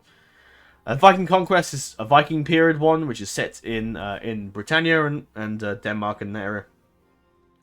And you got Bannerlord, which is set in the Calradia, but obviously further like back in time in 800 AD, 800 and something, wherever the... I don't know if it's AD or wherever it is for Mount and Blade. And you got the next ones. You got Star Wars mods. There's a few out there I know exist. Bear Force, and there's another one as well. I can't remember the name of. Game of Thrones has a few. There's War of Ice and Fire. Clash of Kings for Warband. There's a Realm or something or other for Bannerlord. Medieval Conquests is the one for Warband. Most of these are for Warband, the ones that I could find that exist. Medieval Conquest is a medieval type one. I think that's in the... I can't remember. Is it the one... It might be... No, I think it's Medieval Conquest in Europe, I think. There's another one that's medieval, but in normal Calradia. Bellum Imperii is a Roman mod set around... I can't exactly remember when exactly in the Roman period it is, but it's in a Roman mod anyway. I think it's 100 AD, I think I want to say. I could be wrong. There's the Western Remastered, which I think is really cool. There's a Western one, which is pretty cool. There's a Gegokujo Japanese mod one, which is pretty cool. Last is the Third Age, which is a Lord of the Rings mod. And Struggle for the Islet Bay is a Elder Scrolls one as well, set in the Daggerfall time period. So probably more in Daggerfall. which is pretty cool. And the last one is 4-1s, the name of Jerusalem, which is a bit fitting at the moment, isn't it? Really, that is during the Crusades, in I think the first Crusade or War of the Crusades, which you can play, which is pretty cool. I got the Eagle / Napoleonic Wars, not the DLC that they have for Mount and Blade. It's just the actual mod, because there's actually a conversion mod for that for Napoleon. I think the Eagle is in Latin. It's whatever Latin is for Eagle is the actual full name of the mod. Did I write it? No, I didn't. That's a Napoleonic War mod, which is pretty cool. Nova Aetas, which is a late Middle Ages mod for Mount and Blade Warband. And American Wars of Independence is a old mod I came across many years ago, and I love it. And it's the American Wars of Independence scenario, but in Mount and Blade, which is pretty cool. But that's all then. Let's jump in then to some actual Celtigar. I'm sorry this went on for an hour, but I did go as quick as I can. So yeah, this is definitely never going to be uploaded in time when I want to go out. So I'm probably going to go out at like 5. I might actually just pause the recording to quickly find out, because I don't actually know. So I'm going to quickly find out when I need to go out, and I'm going to record for however long as I can. And this video, you'll probably be watching it probably sometime later on. Probably, it will be up today on the 11th, but it will be up probably much later. But I might be able to render it just as I go out, so that should work out. So we quickly just find out some details, and I shall come back, and we shall join you in Celtigar Dynasty. I'm going to do a bit of to give you as much gameplay as I can, but I think this video is going to be a bit of a talking one, I'm afraid. So, back in a second. And we're back. So, I decided I'm not going to go shopping, and actually I'm going to just plow on with this. So, I'm going to record for about half an hour, and then that'll be a lot. Then I'm off to render this and upload today. I don't want to leave it to like 10 o'clock at night or anything like that, so that's why it's going to be half an hour, and that will be all. This video will go up today on the 11th of December, but this will be this won't be 6 o'clock. But the poll is up at 6, so yeah. So we shall begin where our news starts. As you have voted for, we have gone to the colony of Draconis, and we have taken over. With a blessing by the king, and I'll talk about the dragon in a second, but we have tamed Zoklax. Now I did that prematurely because earlier, before I did the expedition, when I was setting up some things for Westeros before I left, then an event fired where Arthur got the dragon, and I saved while the event message was on the screen. When I came back, it was gone, so I just basically sorted it out. But we got him anyway, so that's fine. With the blessings of the king and the hand of the king, Arthur has gone ahead and asked to form an expedition, a company of the East, and in the king's name, of course, to go to the Far East and set up a colony in North Valyria. Now, King Daeron and his regent, being his uncle, Daemon, and of course my half-brother, feared that Arthur could potentially be a problem. Shortly before Arthur left, and as he was gathering up his supporters and company members and whatnot, Arthur went on a little journey, and he came across the dragon Zoklax, and over the time, of course, of a few days, he managed to bomb the dragon, and by the end of it, rode him out of the dragon pit. And so now has Zoklax. I can't show you him, but he does have the dragon. It's there. There it is. Zoklax, who's 98, he is a obedient dragon, which is probably why we tamed him, and also is nimble, so it's pretty good in a fight. Other than that, Zoklax and the other dragon and another dragon, which Daeron now has, because I basically did that off camera. I basically made Daeron slightly older of age, just to make him be able to tame it, but he did tame the dragon, so that's good. I think it doesn't really matter. That sort of concept of you have to be a certain age to tame a dragon is kind of a bit redundant, because Aemon Targaryen tamed Vhagar at like 11, 12, 13, whatever age it was. And yeah, Daenerys was what, 14 when she got the dragons, basically. So I don't think you have to be a certain. I think being 16 is just a game thing. I think it shouldn't really matter. You should be able to tame a dragon whenever you want, pretty much. So Daeron before, and this is surely at the insistence of Daemon to make sure Daeron a little bit stronger, to maybe strengthen up the Celtigar rule before, with Arthur going off and doing his expedition and whatnot. Because Daemon currently has with him a dragon, but he hasn't tamed him yet, Firecatcher, who he recently hatched just not too long ago. There are currently 10 living dragons left in the world, so we need to really repopulate them. King Daeron attained dragon Sea Smoke, who's 32. Not the Sea Smoke of yonder, but the Sea Smoke of the newer age, who is a fertile dragon, so maybe lots of eggs to come, and obedient as well, which is why the taming chances were distinctly higher for these two guys. Daeron is still married to Atali, my niece actually, through my half sister. So that marriage continues. Daenerys is betrothed to the Lord of the Iron Isles, so we see how the AI gets on that.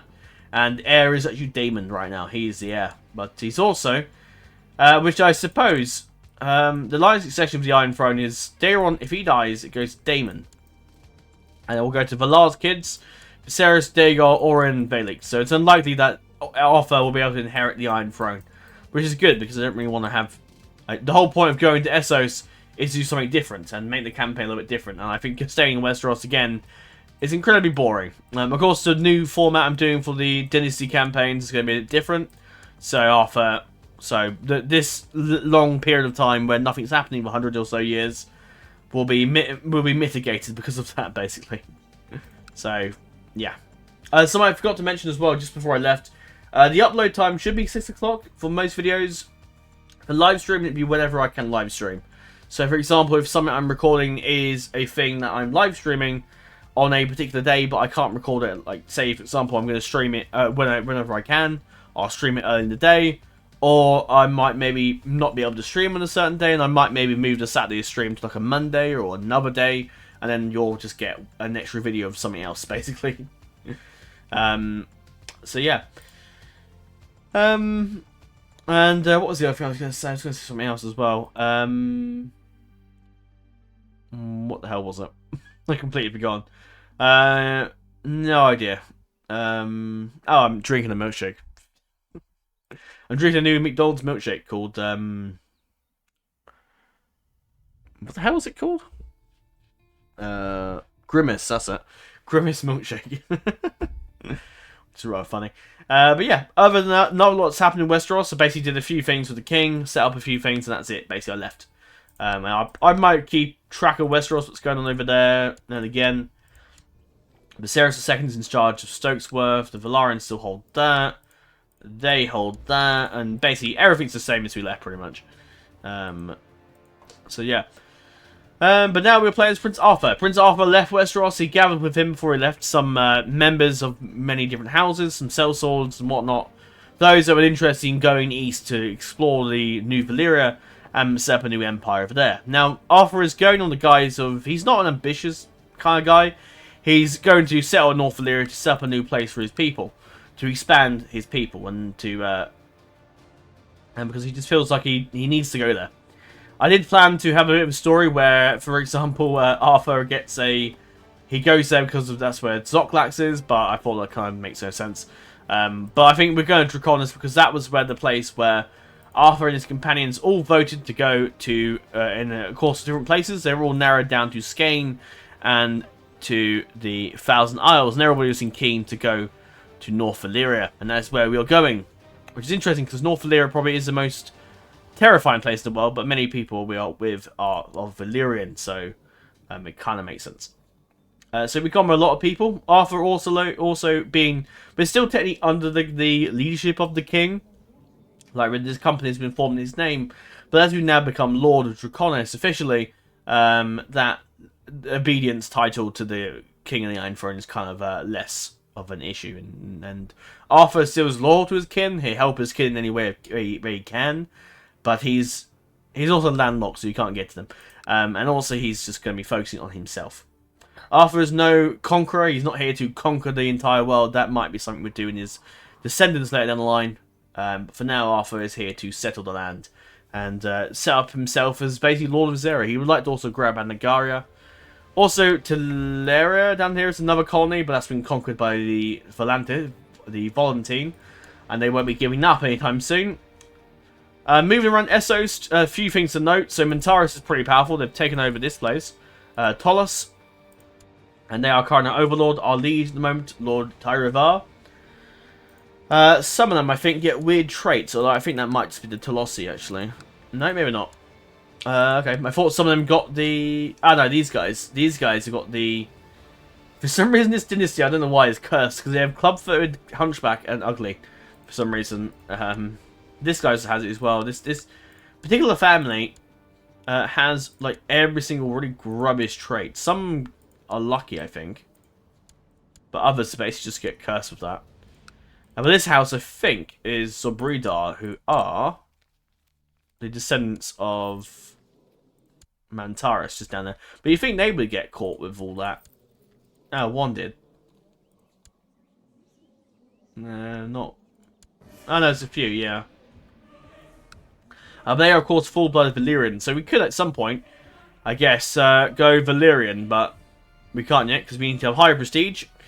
So, until we decide that. I don't know if we necessarily will. Maybe later down the line we might, but I don't know if we actually will at the moment. So, I'm going to turn this audio down a bit. So, I guess we'll see what happens, right?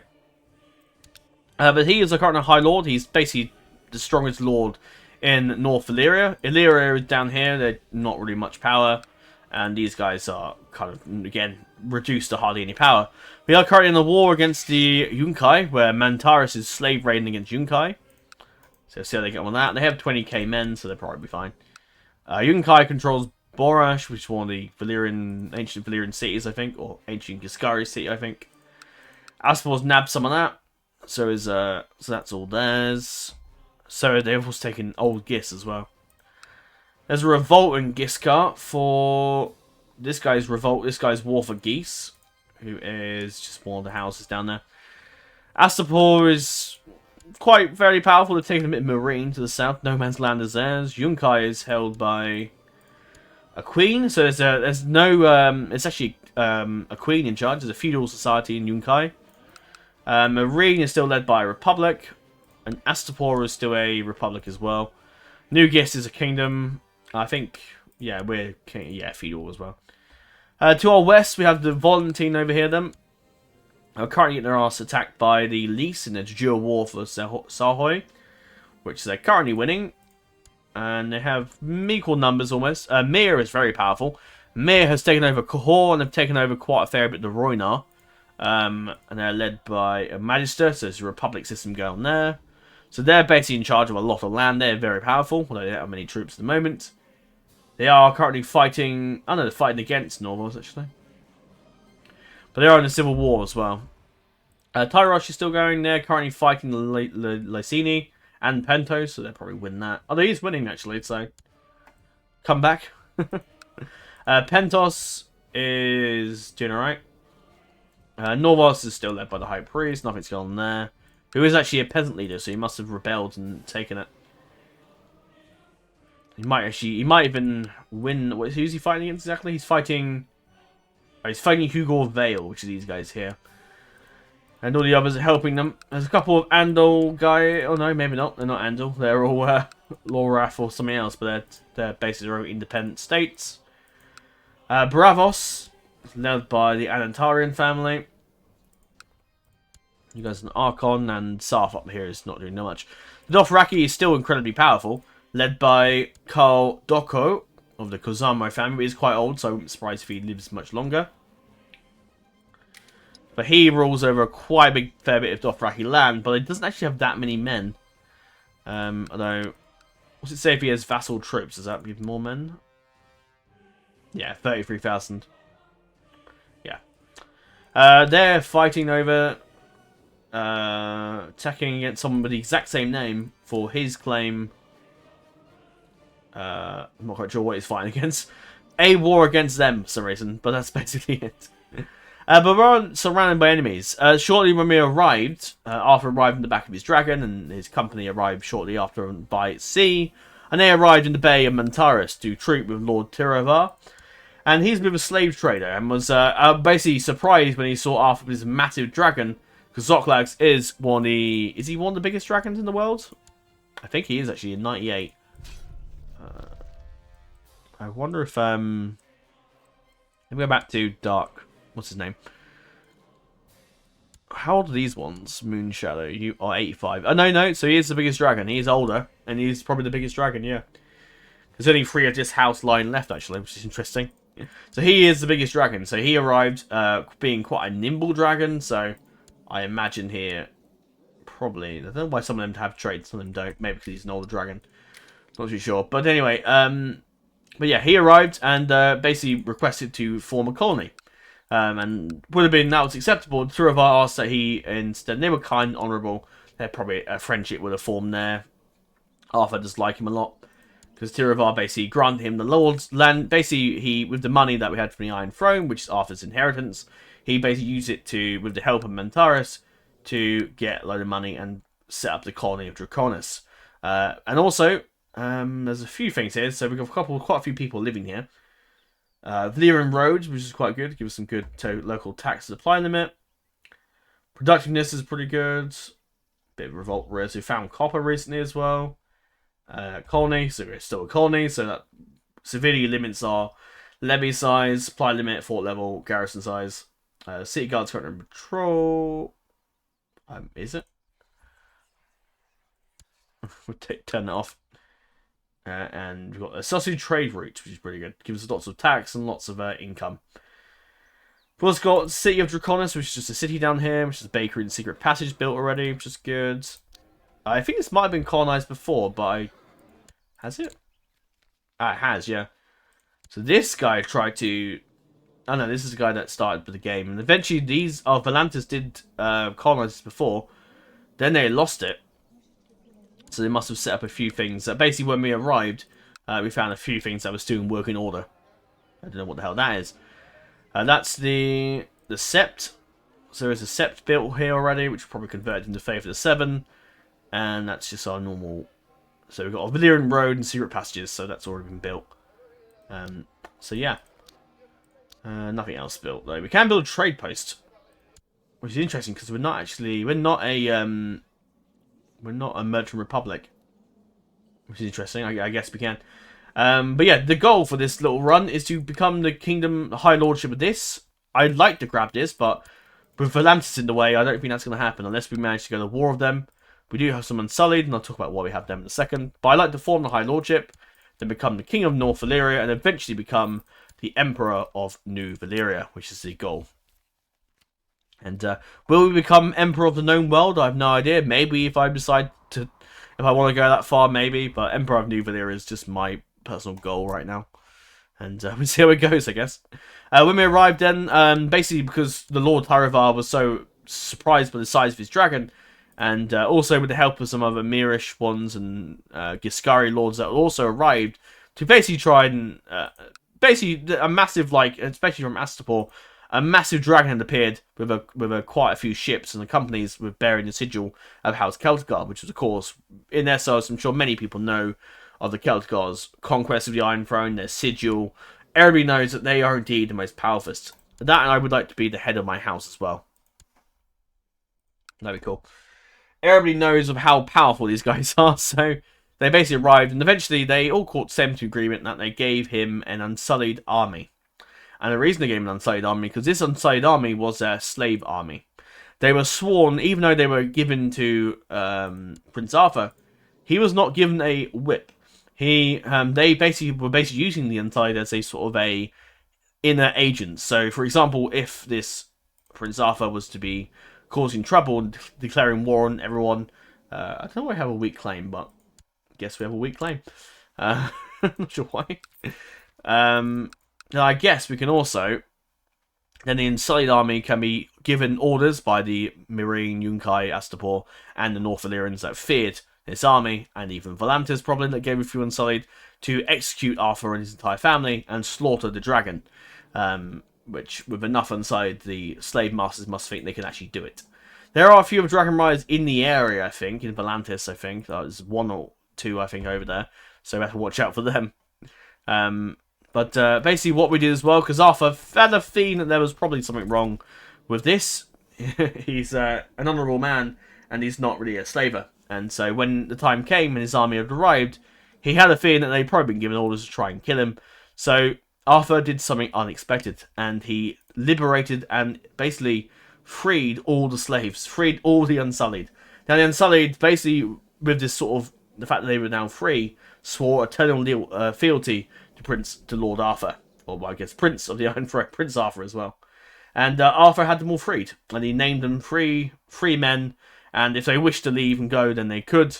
Or if they stayed, he would grant them a very high place at his court, and they would be the first in the first army to stand together to, I suppose, to the first of the legions of North Valyria and Draconis in this new garrison. Also, another reason I was keen to give this army, because it kind of made sense, because the other lords would send Unsullied to try and infiltrate that sort of the lordship, to try and maybe kill Arthur if he becomes a problem. And also because if you ever get sieged by another army, you will automatically lose. And while we have a very good dragon such as Zoklax, I couldn't take the risk of losing Draconis, because if we lose Draconis in a siege, we lose the whole colony, and game over pretty much. Unless we have another colony, then we could fall back on that, I guess. But we don't have the cash to make another one yet. So for now, we will hold here. I'm not quite sure if I'm going to build build too much, because I want to save my money up so we have plenty of money to do stuff. Because the monthly balance is quite low. So I'll go over who's joined us. I won't go too long about it because we'll be here all day. My wife is with me at all, Lady Area, who doesn't like me massively because of the prestige, which we have hardly any prestige for some reason. I don't know why. Basically, I just basically gave I basically moved after the court, basically did the colony as Tiravar and granted it to Draconis. I don't know why we have like hardly prestige. That could be because of King Aegon and King Viserys, maybe. So yeah. Dynasty Stain isn't helpful, and there's a patient with Wrath. And Vile Blood of King Aegon 4th, which isn't good. I can't remember if I mentioned that, but he got a Vile Blood thing, which is not good. Yeah, I don't know what happened there. Why he did that, I have no idea. But yeah, there you go. But yeah, trait-wise, Arthur's pretty good. Also, because of his liberating of slaves, he gained the Liberator trait as well, which is something I'm kind of keen with him to do. Because I think it might be interesting, Lord Arthur going around, the White Crab, an Honourable Crab, going around basically liberating all the slaves. Whether or not we'll do that entirely, but that could be a set that I'd like to do when I become maybe Emperor of New Valyria later in the line. Probably not as Arthur, but maybe as his descendants, which would be the idea. And once we get to the point where we're overpowered, I might have a war of Westeros and take over the Iron Throne as well. Maybe I might just conquer the whole world, just because I've never done it in Ck2 series before. Though I have in vanilla Ck2, but I haven't in a Game of Thrones.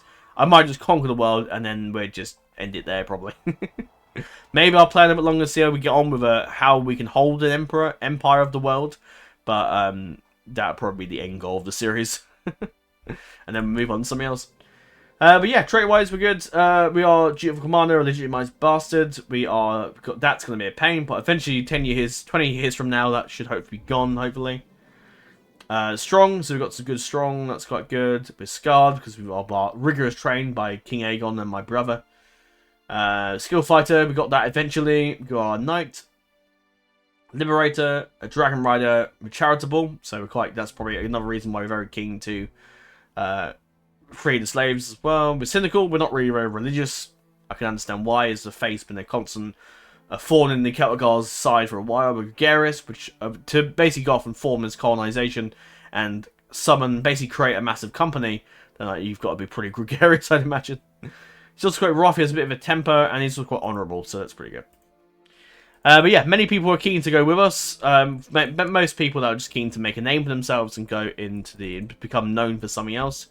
I have hired some more people as I've arrived in Draconis, so some will join us as we go. I did have to move the timeline. Oh god, I did have to move the timeline a bit earlier, just to move on about a month, just to sort some stuff out.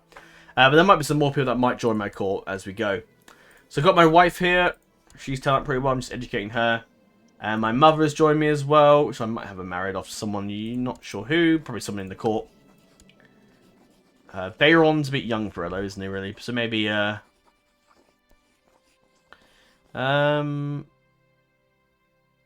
would she get on with? No idea. I don't know, really. Severon, maybe? Have some Targaryens over here. That'd be probably a good idea. He's a bit young for him, but... He doesn't mind. Anyway. So yeah, she's here. My friends have joined me. It's Veyron, who's that guy, married to my mother. Bit of an odd thing there, but there you go. So he's joined me. He's turned out pretty well. He's a decent guy. He's a knight, so it's not bad. It's not amazing traits, but he'll be alright. And my other friend, who's Valyrian, who is one of the brothers of Lord Baelor, actually. He's not the heir, like she is. But he's over there as my squire, which is pretty cool. Let's see if I can betroth a few people off to people, actually. So I might betroth him to to her, I think. So that's fine. So yeah. My other friend, Arnulf, is actually at Night's Watch, so he couldn't join me, unfortunately. But he is around. He would have done probably. This woman, I can't remember who... I think she just came with that guy, I think. But one of those guys have come together. And I'll set up a council in a minute. Gunther, who is a Septon, who's come to join us and spread the word of the Lord. Smallwood as well. Hugo Piper. Some commanders and warriors that come join us. The court size is quite large because of the amount of unsullied people we've got as well. Which will be members of my court. And will stay around. Some might leave and do their own thing. But if they stay, they'll be rewarded. Hugo Piper, Sheriff Fowler. Stedman, who's a pretty good diplomat. Brian Piper, who is one of the Hugo's son. Helena Targaryen, who is the mother of my wife and the mother of Rhaenyra Targaryen, who was actually the... Who was she married? She married to someone. She was married to Daemon, but she was sent to the sisterary. But she basically, with the help of Arthur and her mother, escaped because she does have a dragon. I don't know what a dragon is, but she has a dragon. So we'll see that at some point. And Rhaenyra's over here as well, so she's joined at the court. So we'll marry her off to somebody at some point. Actually, I'll just do it now.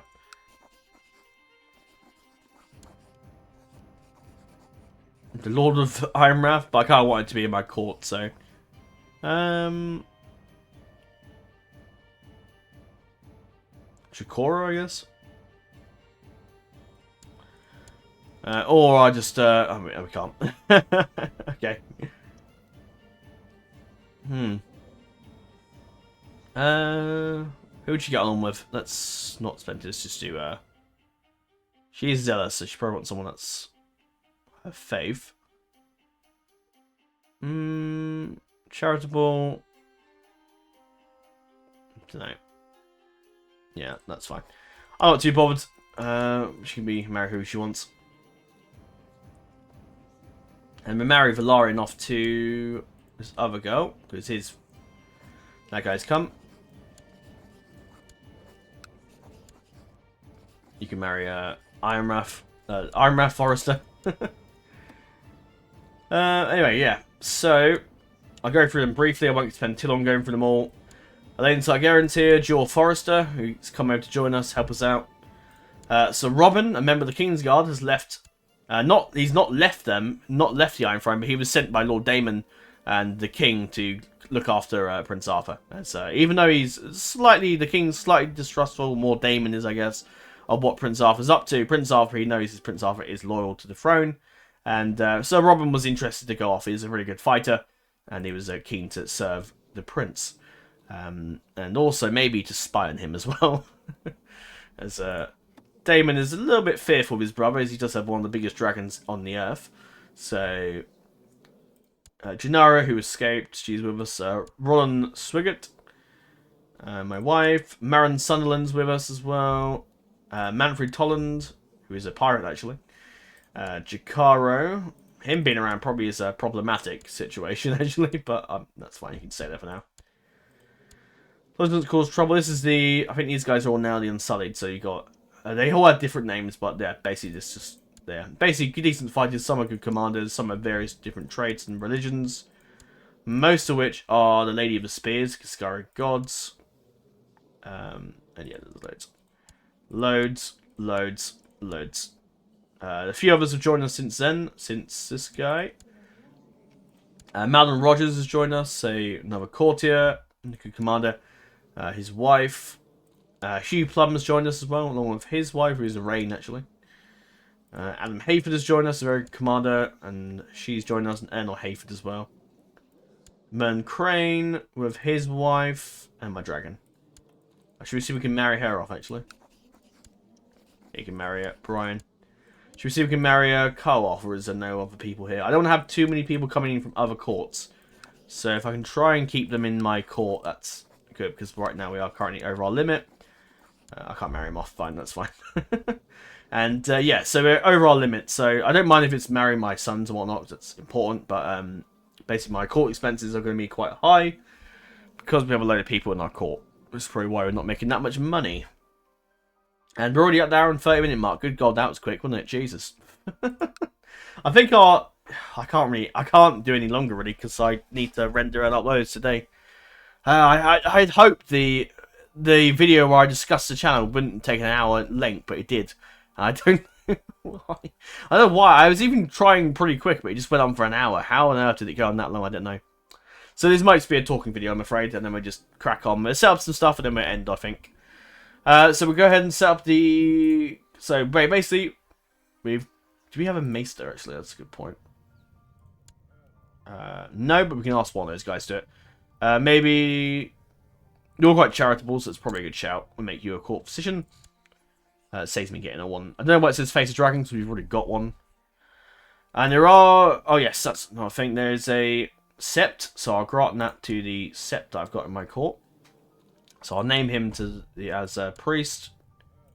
And I'll grant him that little sceptre, because I don't need it. There you go. And that castle... Oh, city. Oh, no, I need to give it to somebody else, no. Maybe I'll give it to this guy. Or should I give it to a noble house? But the problem with that is... Severon, actually. Yeah, that could be a good shout. The reward, but then again, the problem is he is the. Oh no, he isn't. Oh, but he could be the heir to. I don't want like the Riverlands inheriting that or something stupid. Valyrian. I don't know who. No, yeah. The problem is I need to be careful. If I give it to big houses, I run the risk of them inheriting it. So I think I might skip this guy. I think.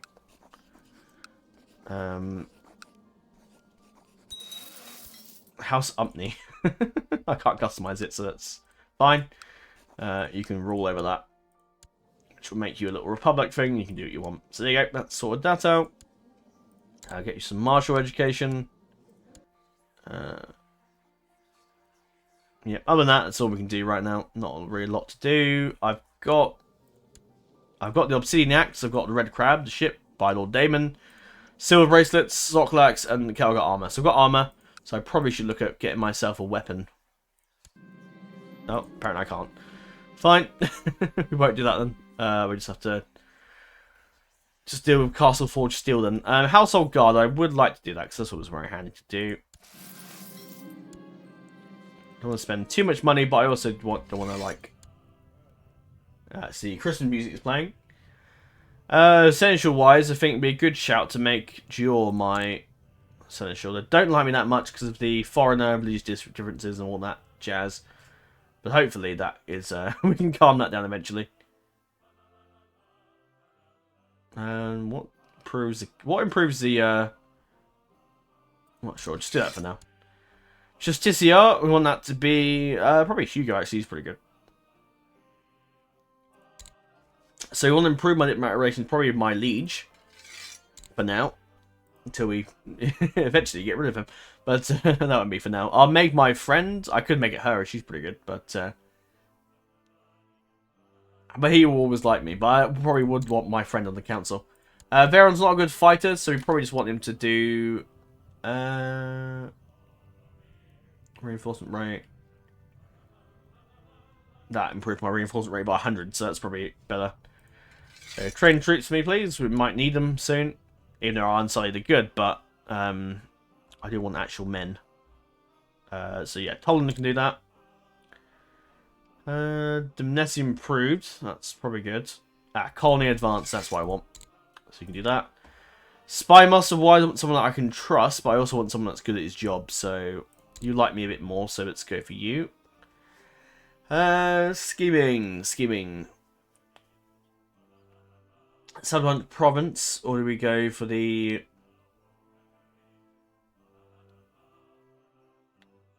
Thugs attack the Spy Master 4 yearly. Let's go with Spy Network for now. You can serve the court. We want to convert. I don't know if I'm going to go Valyrian. Let me know what you think. Do you want me to go Valyrian or do you want me to stay as Faith of 7? I'm keen to know which one you prefer. But I think for now, I think it might be in our interest to convert it. I mean, we can always convert it back later. It's not like we can't. Let's try to think. What's the best? It's ups the piety. No, let's just do that. For now, that's fine. Let's set up our minor titles, which is our Liege Council, not overly fussed. Maybe we might get a position, that'd be cool if we do. If not, again, not really bothered. Designated Regent. I'd prefer it to be my wife. But probably Veyron is my friend. It makes sense. 85, 105. Let's go through this a minute. So we can do a bodyguard system. So we don't have a King's Guard, so we have to just choose here, really. It's a shame I can't go... I can't see the best personal combat skill in like an order, unfortunately, but I can't. And oddly, I can't make the King's Guard guy in charge of my... Yeah, that's fine. I'm sure there are more people coming to my court. Let's just move ahead a bit. Unfortunately, the lag is still there. Ah, yes, there are some more people coming. Some people can't join. That's fine.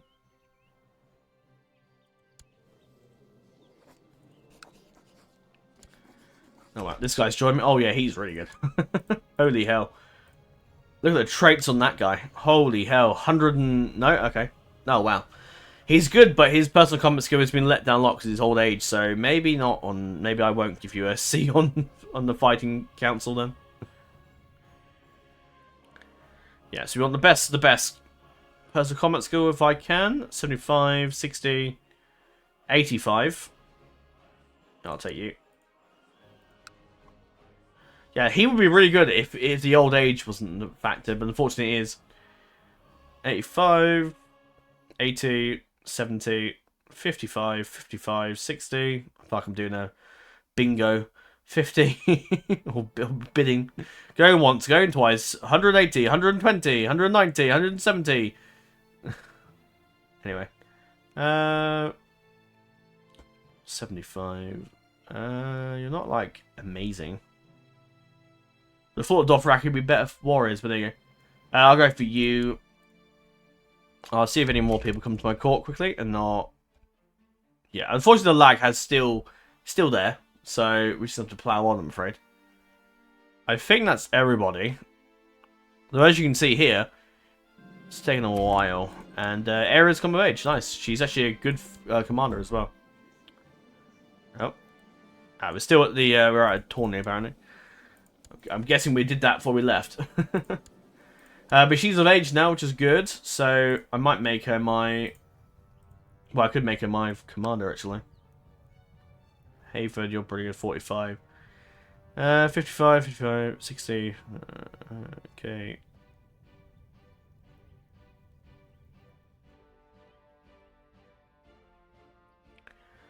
I'm probably spending way too much time on this. 80, you're pretty good. Alright, last one. I could make the old guy a good fighter, but the problem is he will probably just get me killed. So, it's probably not a good idea. Always try and get the best of the best, because if you don't, you run the risk of them being... There's a battle, and you have like a command... You have like a bodyguard who's shite. And you end up dying. Because that bodyguard is terrible, and so yeah, it does make a difference.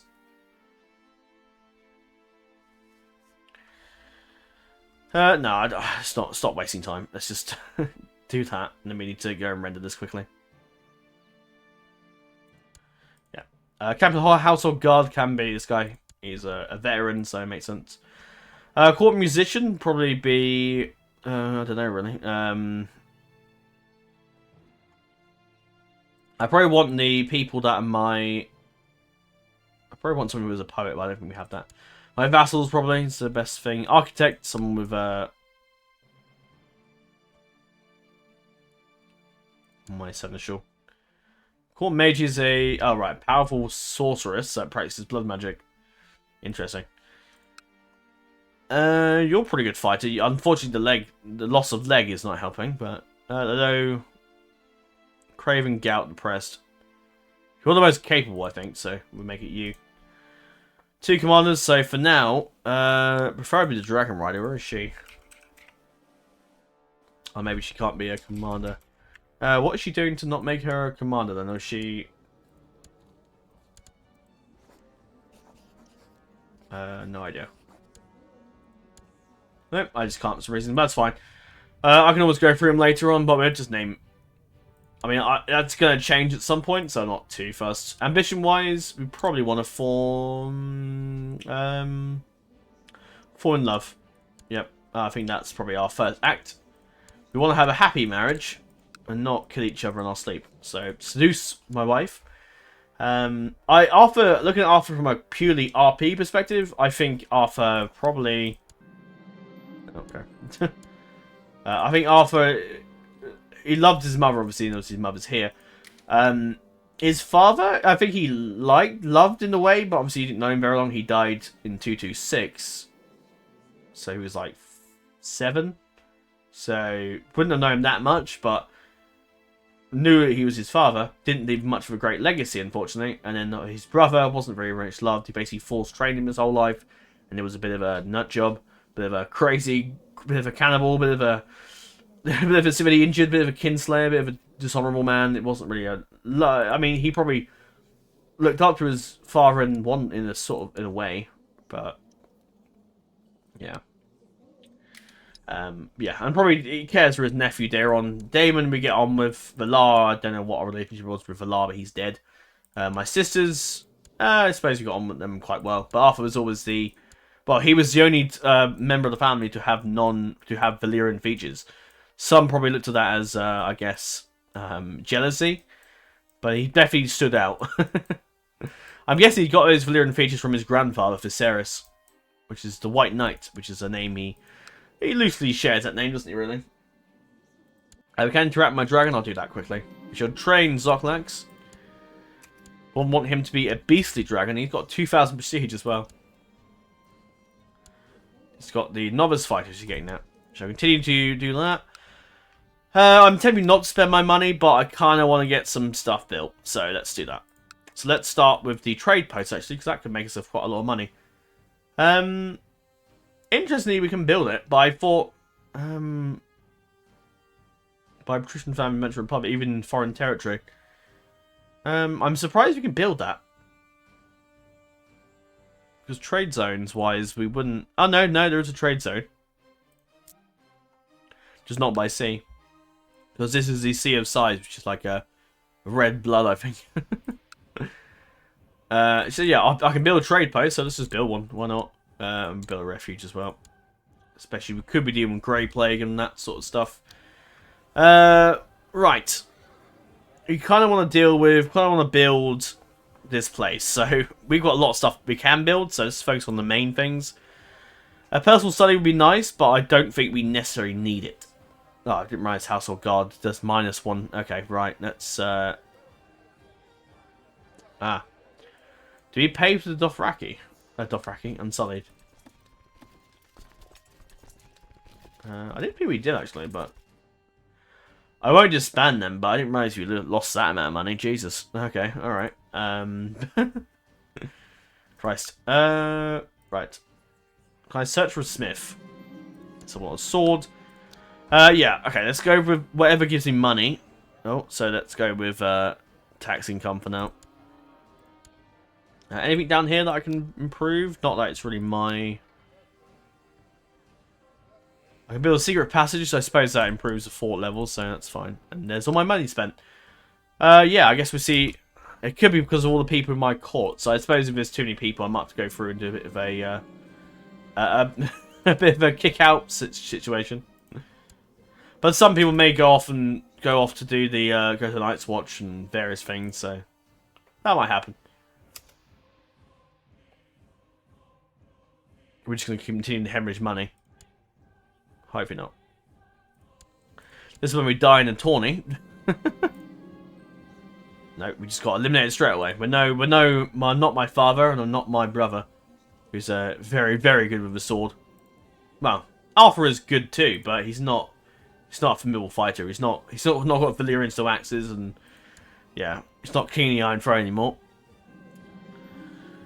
Which is interesting, actually. I kind of like this. I like the fact that we're doing something a little bit different. We're not in charge of the whole world anymore. We're just chilling in our little Draconis colony. The lag, unfortunately, is still going to be a pain up in the backside.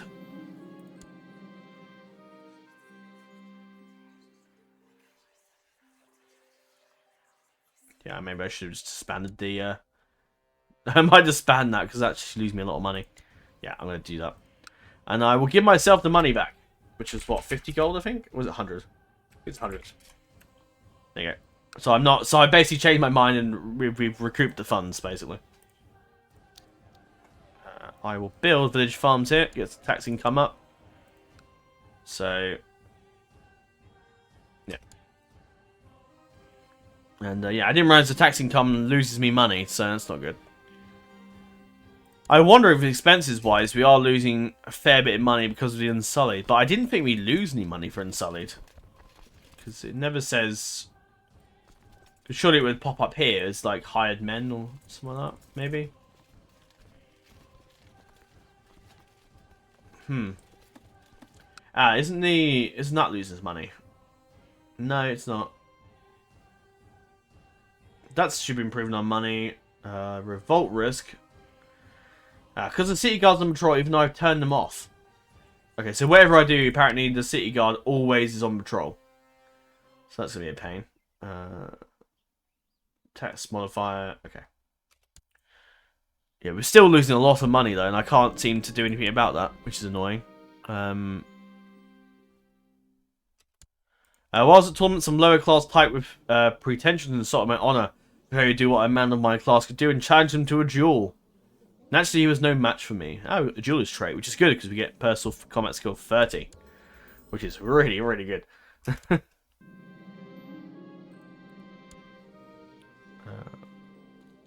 I defeated Lord Tarly. Interesting. He won the joust. He's oh, hello. He chose a Martell. Interesting. Who are still alive, but they're in the Cadet branch now. Not his own wife. Well, I suppose she's possessed and coward, so yeah. But anyway, that will be your lot for today's episode. Then I don't know about the money thing. We'll just have to deal with, I think. Continue to improve our resources. It might be because we're building loads of stuff, so maybe that's the fort's up. So that's improving our money. So yeah, the garrison's going up a bit. So we're getting that. And Surveillon's doing God's will. God's work there. Yeah, I don't know why, but the City Guard keeps going on patrol. Every time I can't turn it off. It just, whatever I do, yeah, goes back on. Oh no, it's gone.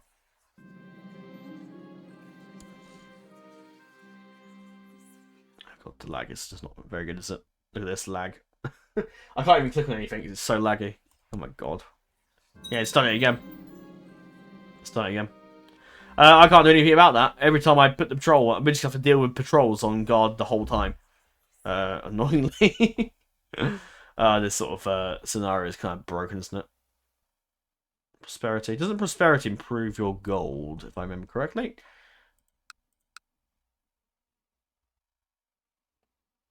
Yeah, I'm missing my King's Road. Iron, reflectiveness, stained mason.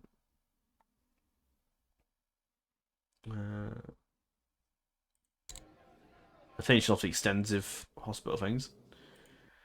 Any place that has actually prosperity that I can click on. This one here. Here you go. Peace. Yeah, that gives you money. Yeah, so maybe it might be a good idea to try and have more. The more peace we have, I guess that'll work out. Aaron and I spent a long time making love in the water and on the warm cliffs above. When we returned to the main party in the evening, grinning and squeaky clean, we found they'd been looking for us. Attendants came rushing, and more than a few eyebrows were raised in speculation. Yeah, I think Arthur's an honourable man. I can't see him. I mean, yeah, he's got a lustful trait, but only because he spent time with his wife. I can't see Arthur shacking somebody else. He's honourable. Yeah. I think he'd stick with Lady Aeria. I can't see him banging anybody else. Happy wife is a happy marriage and happy life. Let our love grow. And some niceness, happiness there. But we do want the son, because otherwise my heir is my nephew, and I don't really want to be playing as a King of the Iron Throne. Otherwise, this whole plan to go to North Valyria is a waste of my time.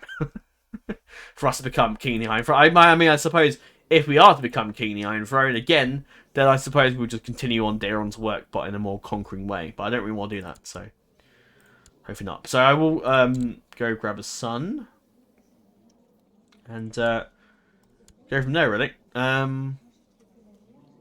But yeah, that's sorted. So that's ambition. She wants a dragon egg, actually. Has her mother appeared with her dragon? What is her dragon? Let's see if it finds.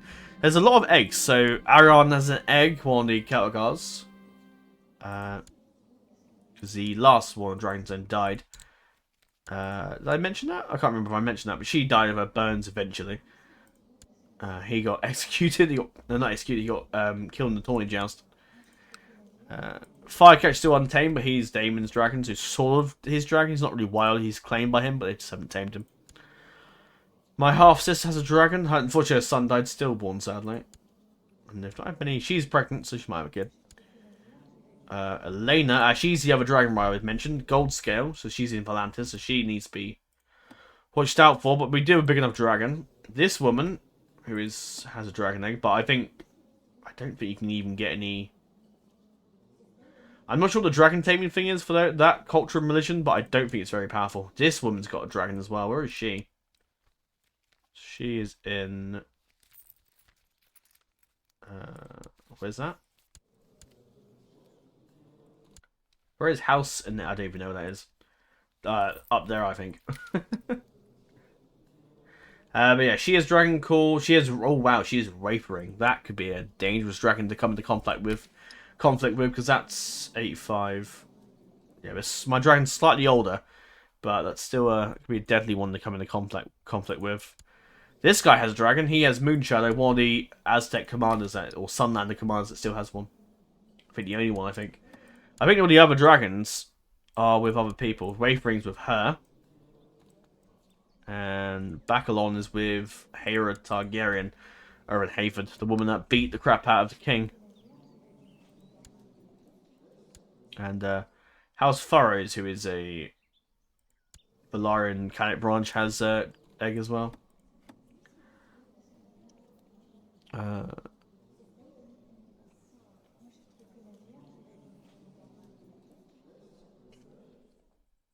Is it Helena in my court, isn't it? Helena the Dragon Tamer.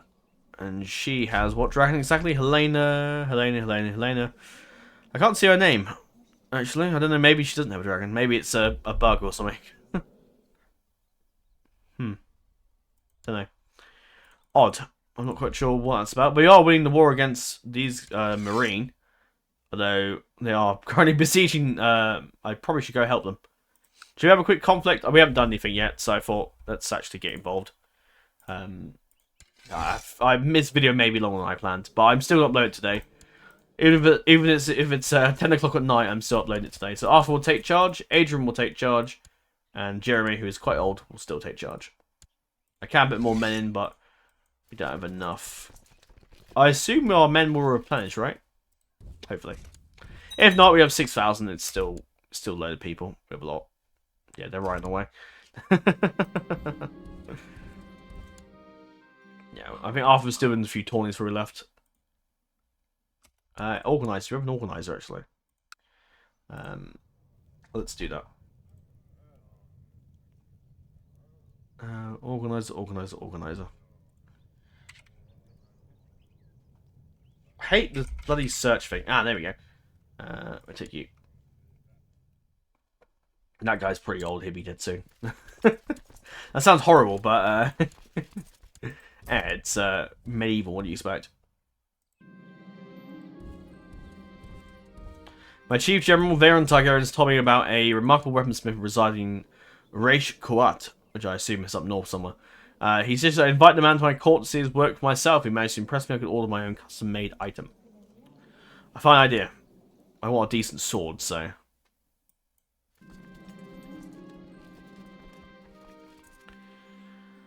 what does Arthur actually want? We are the White Crab. My father used an axe. I don't know if we're going with the axe. Should we do something a bit different? I mean, we'll probably get a Valyrian steel sword. So maybe get a mace.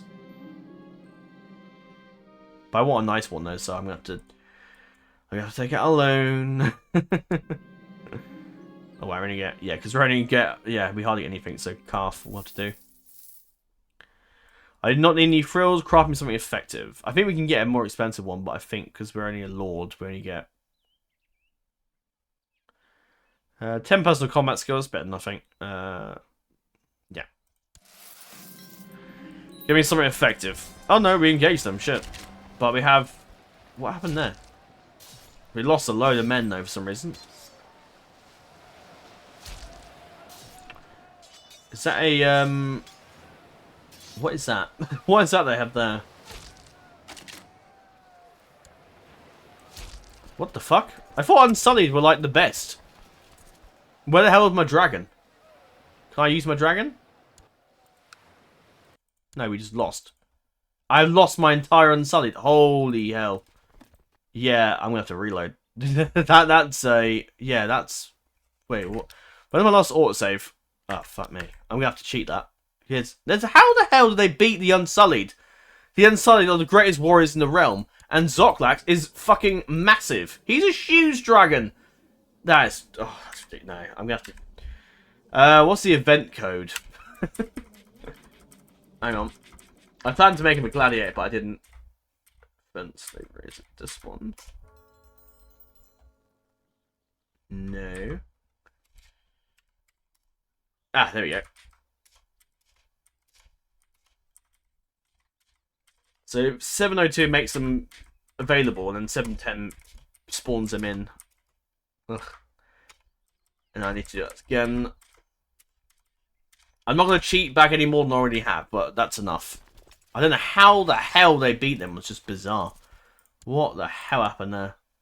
That will give me more Unsullied, so it's more I have to go through and just... I can't be bothered. I can't be bothered to go through and give them all freedom again. If it's like a quick event that makes me free them, then I will, but I'm getting the slave trader thing. Oh, it's just messed up all my plans. It's just messed up every fucking plan I have. Grant freedom. I'm going to give myself a liberator trade. Oh, Grey Worm is here. That's so annoying. That's so annoying. How the hell do they beat them? That's just insane. They are like the most powerful. They're the best army in the world, damn it. They beat thousands of Dothraki in the field of Sarnor. How in Christ's name did they beat a slave army, which is crap? In comparison to the Dothraki, the Unsullied, they are terrible. They're rubbish. Absolutely horrendous army. But and also the fact that we have a dragon, which may I add is absolutely bananas and massive. What the fuck? Just nonsense. And yeah, my commanders are. I don't think they're particularly. They're fine in battle. I don't think they would. Yeah, I don't get it. Add trait liberator, and that should get rid of the other trait. And that should get rid of the slave. There you go. Nice. Right, let's try that again, shall we? Jesus. Alright, that was just absolute bananas. Should we just take one of these guys just in case for some reason that is what's killing us? It shouldn't be though. We've got a couple of heavy cavalry. Let's chase them down. And they're gonna keep running. No, I want my rematch. I want my rematch. I'm gonna chase you to the ends of the fucking earth. Don't steal my glory. Whoever you guys are. Who the hell are they? No, a whole other war. They're attacking Tolos. Yeah, cut them off at the Demon Pass. I want my rematch. And we are getting more men because we're in our territory, so that's good. Maybe that might help, but I don't know. But I would have thought the Unsullied would be absolutely fine to deal with that, but apparently not. No, just go that. Oh, for God's sake. We are going to catch them, though. So I'm going to stay on ×1. Because if I, for some reason, we lost hard. I don't know how the hell that happened. I have no idea. I call bullshit. I call bullshit. This is the Unsullied. The Unsullied. I'm sorry. The Unsullied are the greatest warriors in the whole of the whole of Essos and bloody the whole of Game of Thrones lore. And a dragon, who is the biggest dragon in the world, nearly 100. That dragon's going to be pretty damn big. Not Valyrian the Black Dread size, but he's not far off, surely. Anyway, I don't know what bullshit that was. Thank God we have a thank God we have the dragon as well. Like Jesus, that was just crazy. That was bananas and stupidity there. I don't know why, but you've left my... What's happened here? Fired from council. No, you weren't. What? Oh, this game is so broken. It's fired by... when did I do that? When did I fire you from the council? I must have missed that episode. Jesus, what the fuck are you on about, game? I don't know. Would that help improving holding? No, it doesn't do anything. Just do that for now. I don't know why it fired him from the council. That's just... okay. I think the submods is just broken the game. I think that's the main... That's the thing we're establishing here. I think with all that in mind, I think going to taking New Valyria and becoming the Emperor of that, I think is probably where we'll call it. I might maybe do the Westeros thing if it's an invade and take over the Iron Throne, become Emperor of Westeros and the Iron Throne. But I think that's as far as we'll take the series. Because it's getting to the point where it is indeed broken. Why? Look, we just lost. That's ridiculous. That is insane. Dracarys, please. Yeah, I don't know why we're losing hand over fist. That's just insane.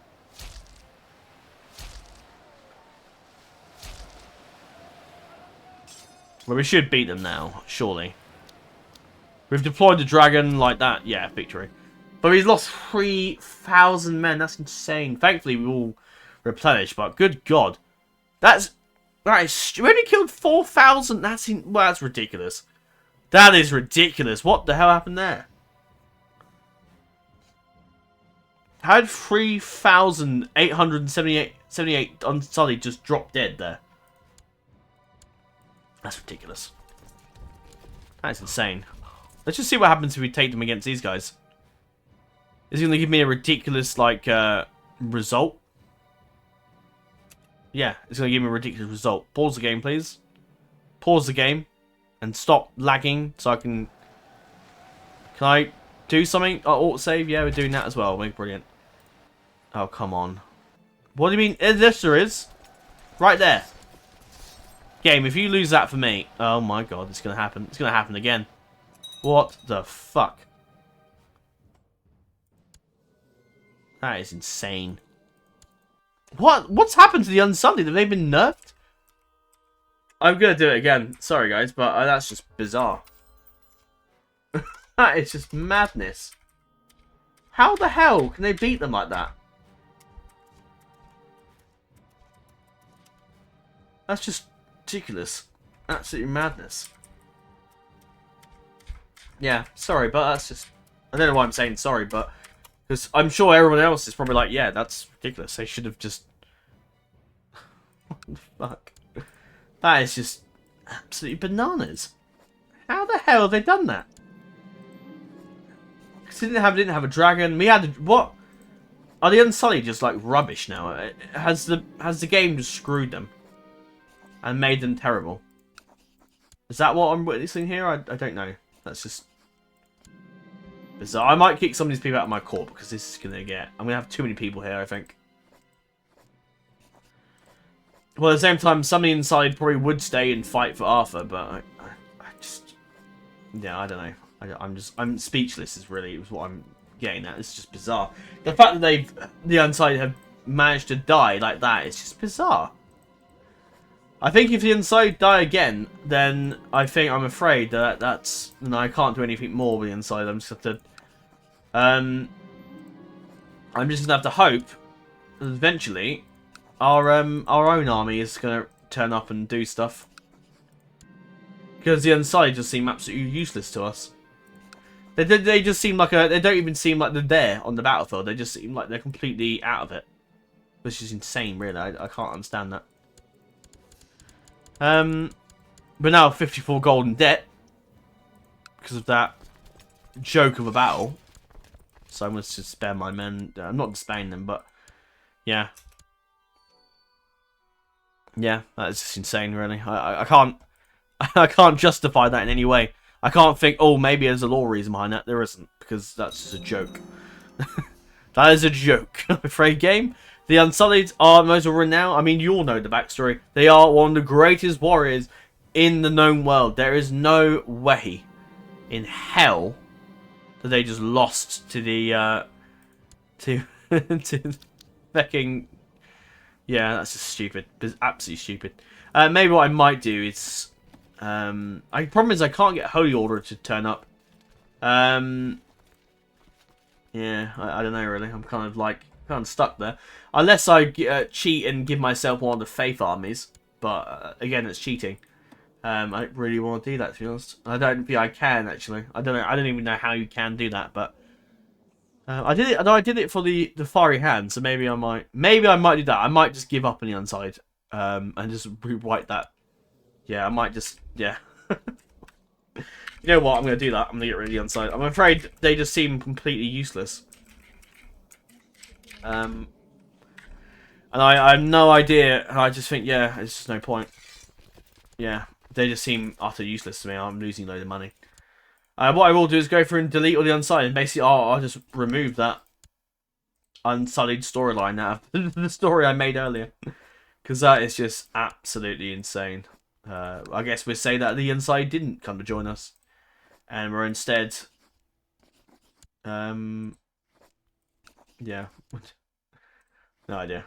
Well, maybe we could say Unsullied here, and then basically Arthur gave them their freedom, and instead of them serving him as an army, they just basically he disbanded the army and say they could return to their homes, and that's basically where they've gone. Not really, but some have gone to places I think where they originally came from. So basically Arthur disbanded the army and sent them on their way. He has no need for such an army, which kind of makes sense, because Arthur probably wouldn't have need for an army. Why does he have need? He's here to colonize and set up a colony. He's not here to invade and conquer lands. So, yeah. I'll go for it and do this now at end the episode, I think. But yes, I like the start. I like the fact that we've set things up this way. I think it's a good way to do it. I think if we continue as King of the Iron Throne, I think it'd just be boring. And it just gives the series a little chance to continue. So I'm all for it, really.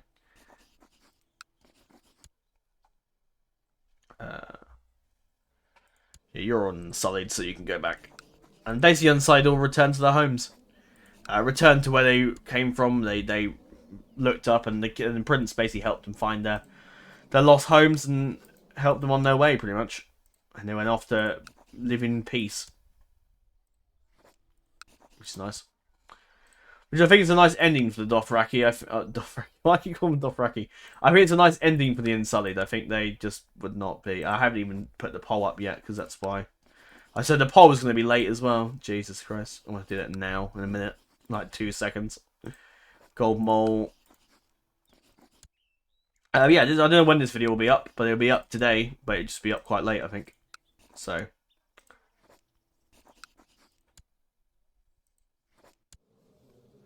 no, disappeared.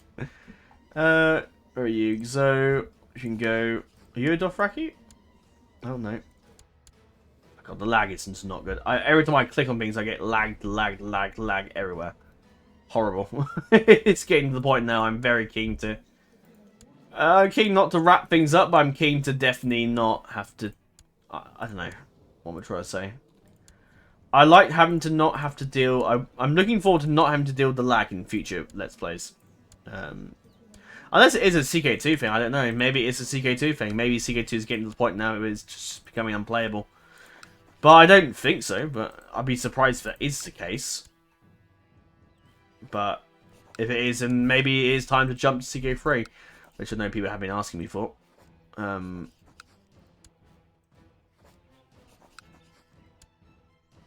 Yeah, I have loads of these guys. And that also makes my court less expensive. I know, you're already... Lord of... What? No, I want you to go here, thank you.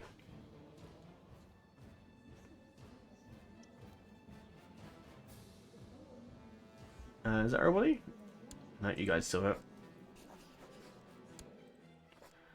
Also leave court, also leave court. I will lose my organizer, but again, that just seems useless to me. I can't actually ask you to leave. Probably because you're a commander, actually. I can for my bodyguards, but... No, I can't. I don't really care. They're disappointed with me. I've got no room for them as well. The court is already too big. I know you're a Unsullied. I can tell because they have like the armor of the Unsullied. I think that's the armor anyway. I'm sure when they're in battle they have the Unsullied helmet on, which is pretty cool. But yes, I'm looking forward to the future of the channel. I'm quite keen. It's been a while since I've had a schedule where I'm like, yeah, I actually really like this and I'm happy with this. And yeah, it might mean we have a lot of campaigns, a lot of series ongoing, but I'm not overly fussed. A lot of them to me are good fun. So yeah, I'll quickly set up my architect. Give me Veyron. I don't know why we can't make him a commander, bodyguard, but there you go.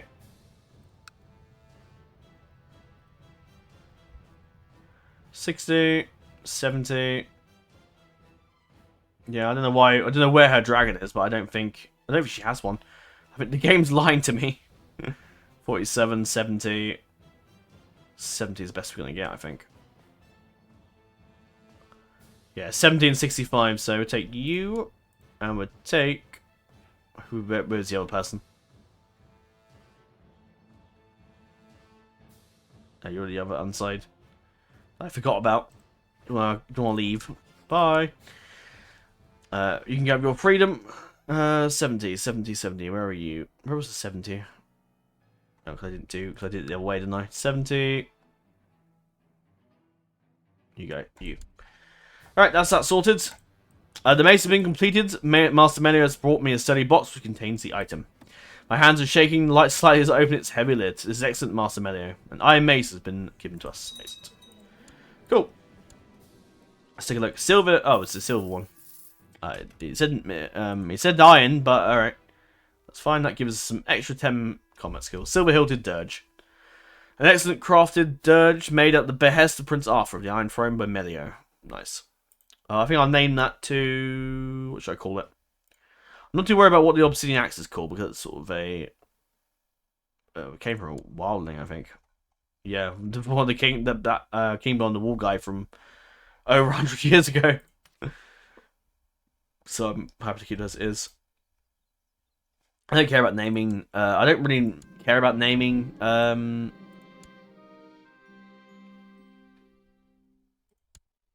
Didn't do anything. Okay. I'm not too worried about naming armor or artifacts, various things, but naming dull kind. That's kind of shit. Let's call it the white crab. I call my axe the white crab, I think. Oh, my axe, my mace. As we're moving on from the Celtigars and we're evolving, so we haven't gone with a normal axe. We've gone with our own little mace for a change. Eventually, I'll get a sword and I'll call it probably not the white crab, but something else, I think. Or maybe I'll honor it in. Maybe I'll call it because we have the red crab, and don't we have the ship is called Black Crab, isn't it? Yeah, the Black Crab. So maybe I'll call it something else. Maybe something North Valyrian related. Not too sure. Anyway, that'll be all for this video. I hope you have enjoyed. It's been 2 hours, I'm afraid. So you just have to you have to get on with that. The video, I know the poll I put up said half an hour, but that's just half an hour of the video. But obviously not. I don't really know how the hell we went on for that amount of time, really. But there you go. Now, has our economy improved? It has indeed. There you go. So yeah, definitely inside would definitely cost me a lot of money. So we just have to wait for the debt to sort itself out, which should be okay. We're not going to do a lot. I imagine the next time we record, we'll probably have skipped ahead quite a bit because there's not really a lot we can do. There's we have built a trade post. which I can build. I don't know why we can build that. Is it because it's in... because of where it is, maybe? But... so we'll probably go on to build up the trade, like, different areas, I guess. So trade posts would build up. The fort, we can't, so that'll just do whatever. But we're slowly but surely build up Dracons to being a really badass settlement. And I think going forward, I think that'll be my capital. If I create North Valyria, I'll make that my capital. The Kingdom of North Valyria, anyway. Empire of New Valyria, I have no idea where the hell that capital's going to be, but that's the distant future. We've got a set built up. We've got a city, which is large. It's obviously Valyrian town, which is pretty good. But our castle actually is smaller than the actual city, which is interesting. I wonder actually if the city was used as the colony because it was taken by Volantes. So I wonder if that was the case. Yeah, not too sure. But yeah, it's cool we can get that. I'm surprised we get trade posts. I'm pretty sure we can't, but the fact that we can is just one of those little things, little bonuses that I'll just take on the chin and say, yep, okay, that's fine, I'll take it. Disappointed about the Unsullied. I don't know what the hell has happened there, but I just assume we'll have to go for a normal army. Which we'll have to rebuild now. But yeah, we should have... I don't know how many men we have exactly. 300.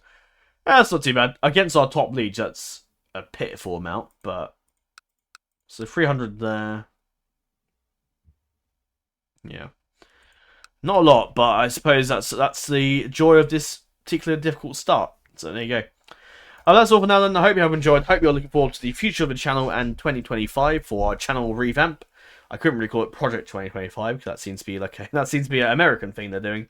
Whatever that's about, I've no idea. I haven't looked into it, but I've heard it's a rumor that apparently that's what Trump's doing, but I don't think it is because I think there's things he said that denied it happening, or this is what the certain Republicans want to happen, I believe. But I don't really know the full story. But I don't think Trump's doing it, is from what I've gathered anyway. So yeah.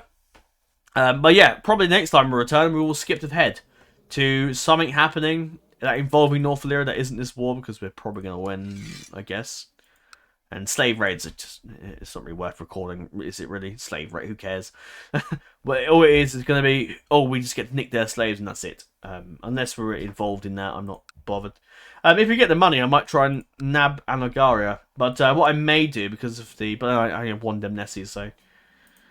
and why we have these colonies... If you give a title to somebody else, there's a chance they might balls it up and lose the colony. So... we're going to be stuck with Draconis for a while, I think. But I might maybe look into giving myself the Faith Army. I don't know what the... what was the... I don't know what the... I can't remember what I left the minimum Faith Authority on now. But anyway, it doesn't matter. Oh yeah, you took... I was thinking, who the hell are you? You all get attacked by the Baratheons, who she's... oh, crap. The Reach are attacking them. Interesting. Other than that, not a lot's happened, really. That guy's getting older and older. Tywell, the lazy. The Ironborn are still seen happy. This guy's still Lord of that. So Aegon actually died, actually. And Daemon's still alive as Lord of the Vale. He has cancer. He really hasn't done a lot, is it? You'll get attacked by the Ruin, which is quite funny. And the Manleys are still Lords of the North. He's got a son, Lord Desmond. And the Night's Watch continues to hold over. This guy was actually a previous Kingsguard. Interesting. And they're just doing what wildlings do. In the east, Yin's actually having a war. I don't know what's going... oh, no. Lilac Emperor. So it seems they've lost some lands. So this guy was elected. He's been... oh, so it's elected now. Okay. Which I don't think it was elected before, but it's now elective succession. So Yin is actually an independent realm. Fighting against a Shai. Leng is... got split into a few of them. I think there's one there. Shai is still pretty powerful. Yeah, they're actually now own all this eastern part, which is quite good. They've taken that little isle as well of Olos. Or Ulos. This isn't a part of UT. UT is quite powerful. Karth is still doing alright. Not a lot's happening. There's a King of the Basilisk Isles, which is quite cool. He's not doing a whole lot. Some Isles is growing stronger and stronger now, which is interesting. Rado, named after the named after the watch brand apparently. There is a seniority succession, which is interesting. See how that goes. And they're just fighting among themselves, not doing all. The Dothraki, I think. Oh no, this is the Lozerine, but they are a Dothraki faith now. Cool. Anyway, that's all for now then. I hope you have enjoyed. We'll skip ahead, and I shall see you for our next episode. Hopefully, probably, maybe it might be tomorrow, or it might be the day after. I don't know how late this has been, probably the day after. Which will probably be either Battle on Earth, War in the North, or the historical battles. I'm thinking, I can't remember what the last one I've done is. I'll go through whatever the last uploaded thing was, and if it was like historical battles or not. Yeah, if it's one that I haven't uploaded in a while, then I'll do that, which I think is historical battles. So you might see it in historical battle tomorrow. That's all for now then. I hope you have enjoyed, and I shall finish off my Grimace milkshake and upload this to you today. And hopefully the uploading and rendering gods are honourable and faithful today, and don't take ages. But either way, this will go up today. So I probably will put up a video. Probably the next video you'll see will be it's Wednesday, so it's Friday probably, and then we'll continue on with doing more stuff, and you'll see the results. And now at 6:30 I will post the poll for of course I'm saved again. I'll post the poll for 6:30. So 6:30 is when you'll see the polls going forward in the future. So enjoy, and I shall see you all for the new campaigns next year. But for now, we'll carry on with the Celtigar Dynasty and the battle and the other campaigns as well. That's all for now then. Navain den Permad Mernin, and farewell.